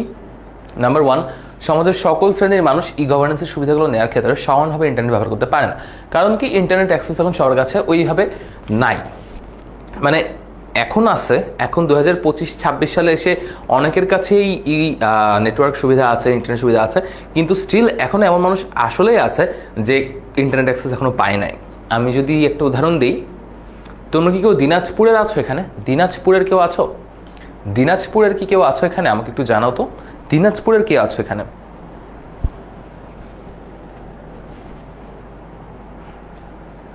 এখানে দিনাজপুরের কেউ কি আছো?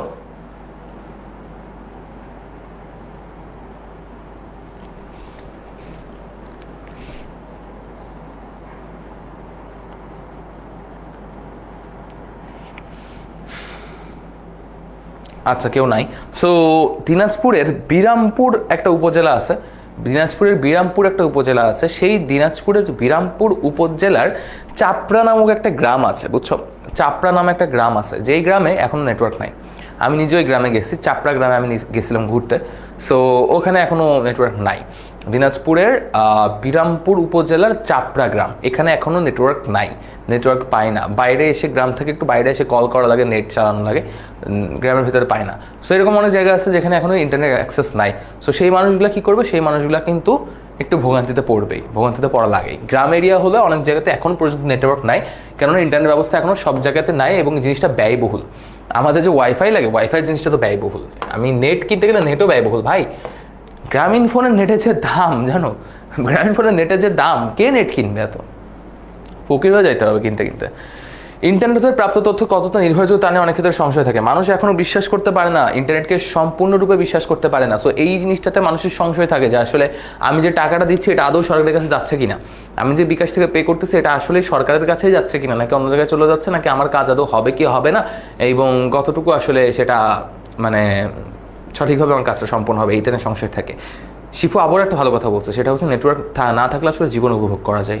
Really true, really true. জীবন আসলে উপভোগ করা যায় যখন নেটওয়ার্ক না থাকে। অনেক ক্ষেত্রে সরকারের অনেক গোপন কর্মপন্থা জনমতকে প্রভাবিত ও একমুখী করে থাকে। ওকে, নেক্সট, ই গভর্নেন্স বাস্তবায়নের ক্ষেত্রে অনেকগুলো বিবেচনা ও নির্দেশনা আছে, যেমন সামাজিক, রাজনৈতিক এবং অর্থনৈতিক ক্ষেত্রে প্রভাব, সাইবার আক্রমণের ভীতি এবং এসব ক্ষেত্রে যে ভারসাম্যতা আছে তা নষ্ট হওয়ার সম্ভাবনা থাকে। রাষ্ট্রীয় নীতির অকার্যকারিতা সুশাসন ই গভর্নেন্স পরিষের প্রতিবন্ধকতা সৃষ্টি করে। এছাড়া সরকারি দপ্তরগুলোর মধ্যে সমন্বয়ের অভাবে প্রতিবন্ধকতা তৈরি হয়। মানে আমি একটা কাজ করতেছি, একটা কাজ আমার এই দপ্তরে আছে, ওই দপ্তর থেকে ওই দপ্তর পাঠালে, ওই দপ্তর থেকে এই দপ্তর পাঠালে, মানে এরকম কোনো সমন্বয় থাকে না। সো তখন জিনিসটা আরও নষ্ট হয়ে যায়। গ্রামীণ ফোন পুরো ডাকাত, পুরো ডাকাত। গ্রামীণ ফোন পুরো ডাকাত, পুরো ডাকাত। অনেক রাষ্ট্রের বিদ্যুৎ সমস্যা এই গভর্নেন্সের প্রতিষ্ঠার জন্য বড় বাধা সৃষ্টি করে। ট্রু, বাংলাদেশের বিদ্যুৎ সমস্যা আছে, বাংলাদেশের বিদ্যুতের সমস্যা আছে, নেটেরও সমস্যা আছে। সো এই গভর্নেন্স নিশ্চিত করতে গেলে আসলে আমাদের বেশ প্রতিবন্ধকতা ফেস করা লাগে। এখন এই যে আরও কিছু প্রতিবন্ধক দেওয়া আছে, যেমন সরকার ও জনগণের মধ্যে অতিরিক্ত যোগাযোগের বিভিন্ন রকম নেতিবাচক ফলও রয়েছে। যখন আসলে এই গভর্নেন্স প্রতিষ্ঠিত হয় এবং একটি শক্তিশালী পর্যায়ে গিয়ে পৌঁছায়, তখনই জনগণ ব্যাপক মাত্রায় সরকারের সাথে পারস্পরিক লেনদেনে জড়িয়ে পড়ে এবং এর ফলস্বরূপ যেহেতু সরকার জনগণ সম্পর্কে প্রচুর পরিমাণ তথ্য সংগ্রহ, সেহেতু জনগণ এক ধরনের ব্যক্তি স্বাধীনতা বোধ, স্বতন্ত্র বোধহীন হয়ে পড়ে। এই অবস্থা আরও খারাপ পর্যায়ে দেশে এক ধরনের স্বেচ্ছাধীন শাসন প্রতিষ্ঠিত হতে পারে। এটাও সম্ভব, এটাও সম্ভব। ওকে, আচ্ছা, বিশাল অঙ্কের অর্থ ব্যয় হয় যেটা আমাদের নাই। এই যে বিশাল অঙ্কের অর্থ ব্যয় হয় যেটা আমাদের নাই, তার বিনিময়ে প্রাপ্ত ফলাফল আশানুরূপ নয়। পরীক্ষামূলক ইন্টারনেট নির্ভর সরকার ব্যবস্থার ফলাফল ও প্রভাব নির্ণয় করা অনেক ক্ষেত্রে কঠিন এবং হতাশা ব্যঞ্জক। এই গভর্নেন্স সেবা এবং সুবিধাগুলো অনেক ক্ষেত্রে, অধিকাংশ ক্ষেত্রে প্রত্যন্ত অঞ্চল সময়ে পৌঁছাই না। যেসব মানুষ নিরক্ষর বা দারিদ্র্য সীমার নিচে বসবাস করে তাদের জন্য এই সেবা গ্রহণ করা অচিন্তনীয়, মানে চিন্তাই করতে পারবে না, বুঝছো? একেবারে বাজে অবস্থা গ্রামের অবস্থাগুলো। আচ্ছা, প্রতিবন্ধকতা অনেকগুলো পড়ছি আমরা, এবার উত্তরণের উপায় পড়বো। এবার যে সমস্যাগুলো আমরা ফেস করছি সেই সমস্যা সমাধানেরই তো কোনো উপায় থাকবে, রাইট? এই বাংলালিংক না, বা গ্রামীণ বেশি ডাকাত, বাংলালিংক কত ডাকাত না। টেলিটক হচ্ছে সবচেয়ে ভালো, দেশের পণ্য। টেলিটক ইউজ করবো আমরা সবাই। ওকে, তাহলে ই গভর্নেন্সের প্রতিবন্ধকতাগুলো আসলে উত্তরণের উপায়টা কি? উত্তরণের উপায়টা নিয়ে এবার আমরা কথা বলবো। সো ফার্স্টেই সমাজের সকল শ্রেণীর মানুষ ই গভর্নেন্সের সুবিধাগুলো গ্রহণ করতে পারে, সেদিকে সচেষ্ট হতে হবে। এই জিনিসটা সচেষ্ট চাইলেও আমরা হইতে পারবো না। ইন্টারনেট যেন সহজলভ্য হয়, অর্থাৎ কম মূল্যে কেনা যায় বা ব্যবহার করার জন্য হাতের নাগালের মধ্যে পাওয়া যায়, সেই ব্যবস্থা করতে হবে। এটাও টাফ। ইন্টারনেটে প্রাপ্ত তথ্য যেন নির্ভরযোগ্য হয় সে বিষয়ে খেয়াল রাখতে হবে। এটা নিশ্চিত করা সম্ভব যদি সরকার চায়। সরকার গোপন কর্মপন্থা প্রকাশ পেলে যেন তা বিরূপ প্রভাব না ফেলে সেদিকে খেয়াল রাখতে হবে। ওকে, গোপন কর্মপন্থা এজেন সরকার গোপনে যে কাজগুলো করে ওইগুলো যেন বাইরে চলে না আসে, তাহলে মানুষের মধ্যে একটা বিরূপ প্রতিক্রিয়া সৃষ্টি হতে পারে। সাইবার আক্রমণের ভীতি দূর করতে হবে এবং এইরূপ আক্রমণ প্রতিরোধে কার্যকর ব্যবস্থা গ্রহণ করতে হবে। ই গভর্নেন্সের সুবিধাভোগী জনগণ সরকারের খুব কাছে চলে আসে, তাদের গোপনীয়তা যেন নষ্ট না হয়, তারা যেন ব্যক্তি স্বাতন্ত্র্য বোধহীন হয়ে না পড়ে সেদিকে খেয়াল রাখতে হবে, কেননা তাহলে সরকার স্বেচ্ছাচারী হয়ে পড়বে। ইত্যাদি ইত্যাদি ইত্যাদি ইত্যাদি। উত্তরের অনেকগুলো এখানে দেওয়া আছে, রিডিং করে ফেলবা জাস্ট একবার। একদম বাংলা কথা লেখা আছে। দক্ষ জনশক্তি গড়ে তুলতে হবে। সবগুলোর জন্য যেটা দরকার সেটা হচ্ছে টাকা। সব কিছুর জন্য এখানে যা যা বলা আছে সব কিছুর জন্যই যেটা প্রয়োজন সেটা হচ্ছে টাকা। টাকাটাই আমাদের নাই, সেই জিনিসটাই আমাদের নাই, বুঝছো? সেই জিনিসটাই আমাদের নাই। ওকে, আমরা এমসিকিউতে চলে আসি। এমসিকিউতে চলে আসছি আমরা অলরেডি। আমাদের ফার্স্ট এমসিকিউ হচ্ছে শাসন শব্দটার ইংরেজি প্রতিশব্দ কি? উত্তর করে ফেলো এমসিকিউ 1। শাসন শব্দটার ইংরেজির প্রতিশব্দ কি?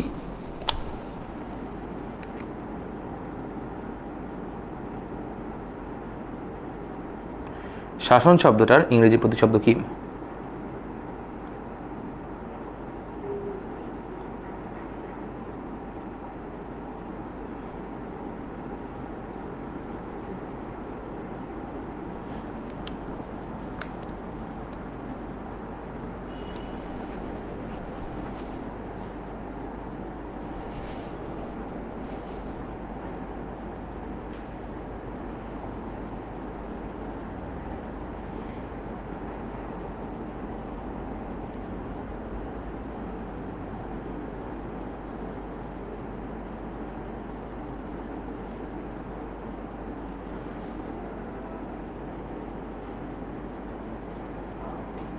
ওকে, হইছে তো 1C।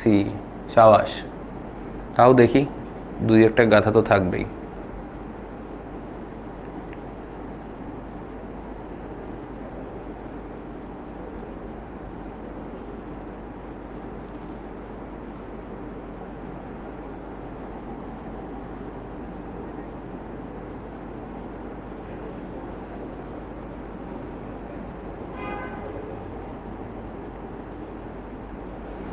ওকে, ভেরি গুড। সব মোটামুটি ফারিহা লিখছে সি না, ও লিখছে ছি। তারপর সুশাসন শব্দটি ইংরেজি প্রতিশব্দ। আচ্ছা, এটা গুড গভর্নেন্স তোমরা পারবা, আগেটা শুধু পারছো। ই গভর্নেন্স বলতে কি বোঝায় এটা বলো দেখি, কে কে ভুল করে আবার। তাসমিয়া তুমি এতবার লিখছো কেন?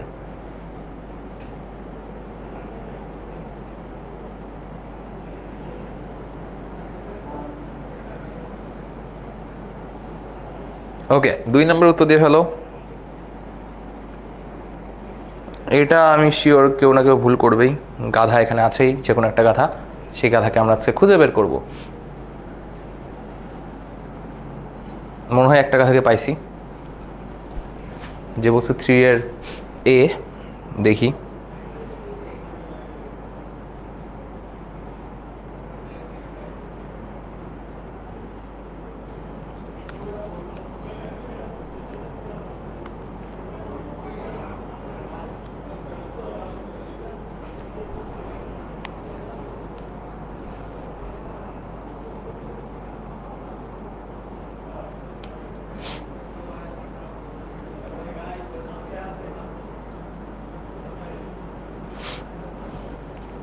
ওকে, 2-1 ভুলভাল লিখছে, বুঝছো? স্টিল 2-1 ভুলভাল লিখছে। 1 নাম্বারটা উত্তর দিছে, যেটা হয় অ্যাকচুয়ালি হবে ডি। সরকারের দেওয়া উন্নততর সেবাই ই গভর্নেন্স কীভাবে জনগণের কাছে পৌঁছে দেয়? কম্পিউটারের মাধ্যমে, তথ্য প্রযুক্তির মাধ্যমে, ইন্টারনেটের মাধ্যমে, কুরিয়ার সার্ভিসের মাধ্যমে, তাই না? উত্তর দিয়ে ফেলো, এটা উত্তর দিয়ে ফেলো। 4 নম্বরের উত্তর দিয়ে ফেলো।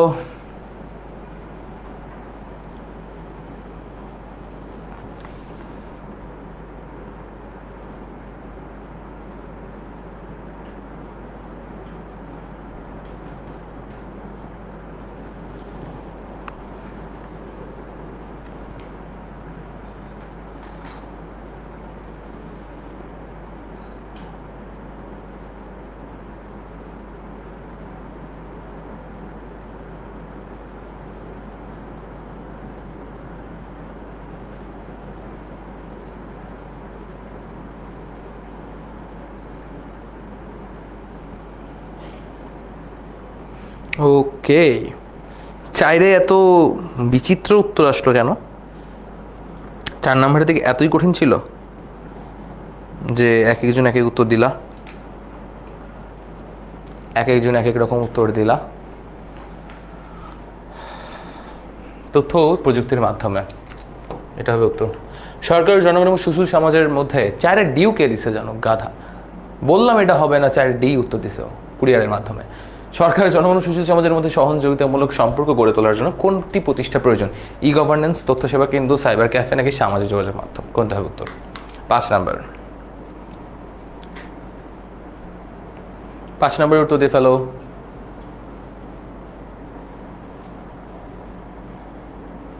ফারিহা, যারা যারা এই যে জেনে শুনে অ্যাটেনশন পাওয়ার জন্য ভুলভাল উত্তর দেয়, তারা আসলে নিজের জীবন নিয়ে খেলা করতেছে।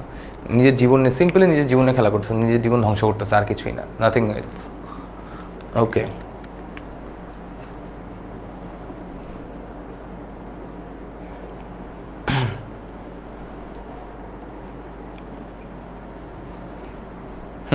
গুড। 5-এর হচ্ছে এ, ই গভর্নেন্স। নেক্সট, কোন সংস্থার অর্থায়নে access to information A2I programme চালু হয়? দেখছো, একটু আগে আমি A2I বলছিলাম না, অ্যাক্সেস টু ইনফরমেশন। এটা কোন সংস্থার টাকাতে চালু হয়? যদিও টাকা সব খায় ফেলছে, যাই হোক বলো। ভাই আমার কমেন্ট দেখে না গোলাম সারোয়ার, এই যে দেখলাম, দেখলে কি হয়েছে আর না দেখলে কি হয়েছে বলো। দেখলেই বা তোমার জীবনে কি হবে, না দেখলেই বা তোমার জীবনে কি পরিবর্তন হবে?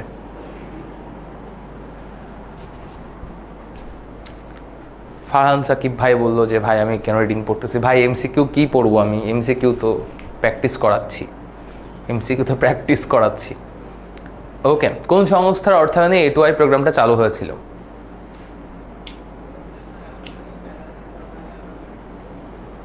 ছয় নম্বর কোয়েশ্চেন।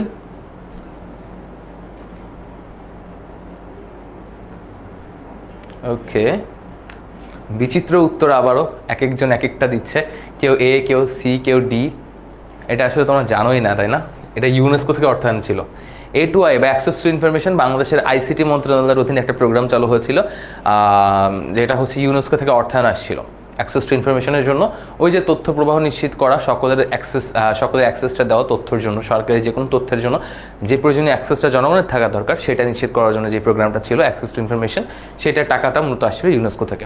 এটা বলো, কে বা ভারতের কোন মুখ্যমন্ত্রী গভর্নেন্সকে স্মার্ট গভর্নেন্স বলছিল? ওই যে যার নাম নিয়ে তোমরা একটা মজা নিছিলা, বলে ফেলো এটা। এটা ঝটপট উত্তর দাও, যার নাম নিয়ে মজা নিছিলা, এটা উত্তর দিয়ে ফেলো।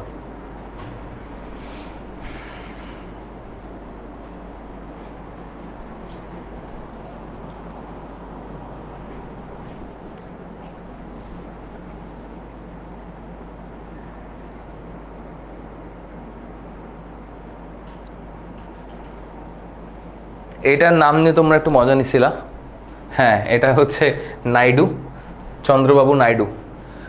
ভারতের কোন রাষ্ট্রপতির বক্তব্যে ই গভর্নেন্সের ধারণা স্পষ্ট হয়ে ওঠে? এটা বলো, এটা বলো। হ্যাঁ, তখন ওনার নাম নিয়ে খুব মজা নিয়েছিল তোমরা, এই জন্য মনে আছে। এটা বলো, 8 নাম্বারটা বলো। খাদিজা বলতেছে ভাই বলে দিচ্ছি সাথে সি। ঠিক আছে, সাবাস।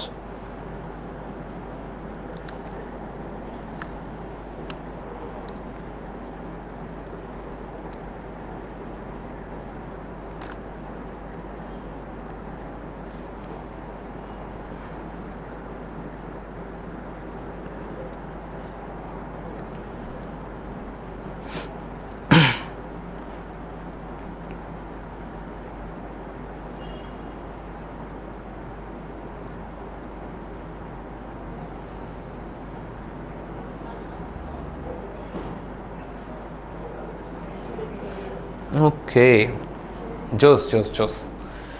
এটার উত্তর হচ্ছে এপিজে আব্দুল কালাম। তোমরা মনে হয় এই নামটা জানো দেখে এটা উত্তর দিছো, বুঝছো? অন্য কোনো নাম তোমরা আদৌ কি জানো যে এগুলা আদৌ ভারতের রাষ্ট্রপতি কিনা? শিওর না হয় এটাই দিয়ে দিছো মনে হয়। হ্যাঁ, নাইডুকে লাড্ডু দিয়ে মনে রাখো, নাহলে ভুলে যাবা। কোন আইনের দ্বারা মেধা পাচার নিয়ন্ত্রণ করা যায়? সাইবার ক্রাইম প্রতিরোধ আইন, মানব পাচার প্রতিরোধ আইন, ভিসা নিয়ন্ত্রণ আইন, অভিবাসন নিয়ন্ত্রণ আইন। বলো, মজার কোয়েশ্চেন এটা। কোন আইনের দ্বারা মেধা পাচার নিয়ন্ত্রণ করা যায়? মেধা পাচার, মানব পাচার না কিন্তু, মেধা পাচার। জানি না ভাইয়া, এটাই জানতা না তোমরা। আর কোনো প্রেসিডেন্টের নাম জানতা না, এপিজে আব্দুল কালামের নামে জানতো, ওই জন্য এটা মাইরা দিছো। এই জিনিসটা মাঝে মাঝে কাজ করে, বুঝছো? এই জিনিসটা মাঝে মাঝে কাজ করে, এই বুদ্ধিটা মাঝে মাঝে কাজ করে। সবসময় যে আবার কাজ করে তা না, সবসময় কিন্তু জিনিসটা কাজ করবে না এই বুদ্ধি। ওকে, এটা হচ্ছে 9 নম্বর কোয়েশ্চেন। এটা বলে ফেলো।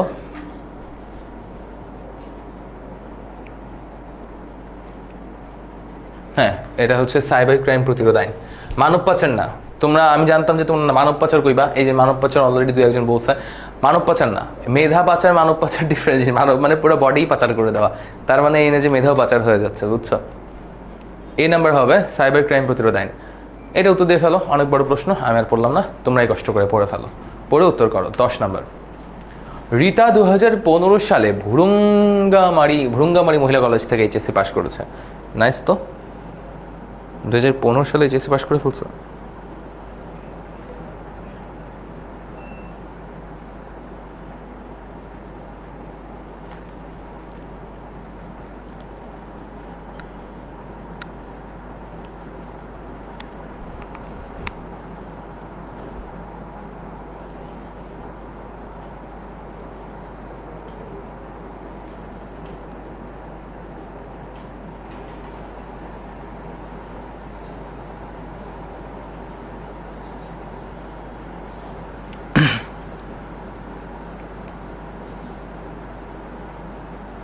ওকে, জোস জোস জোস। খাদিজা একেবারে শিওর যে ভাই 10C শিওর, সাবাস।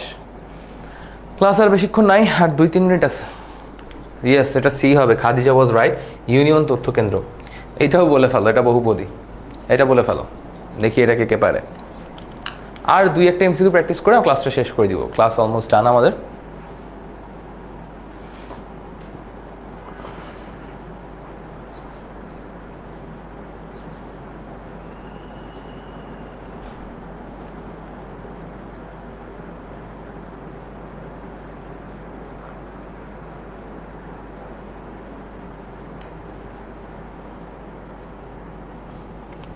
ওকে, জোস। এটাও মোটামুটি তোমরা সঠিক উত্তরই দিচ্ছ সোফার।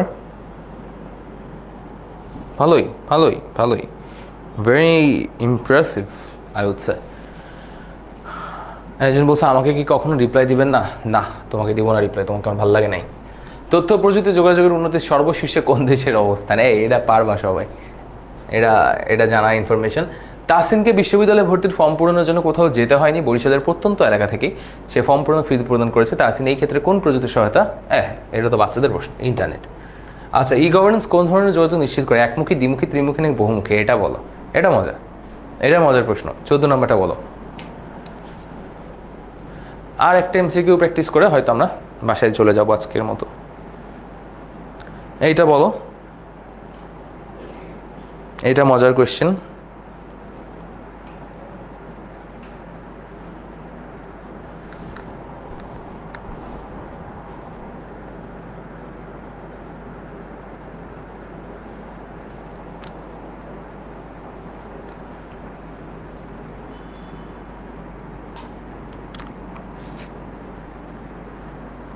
ওকে,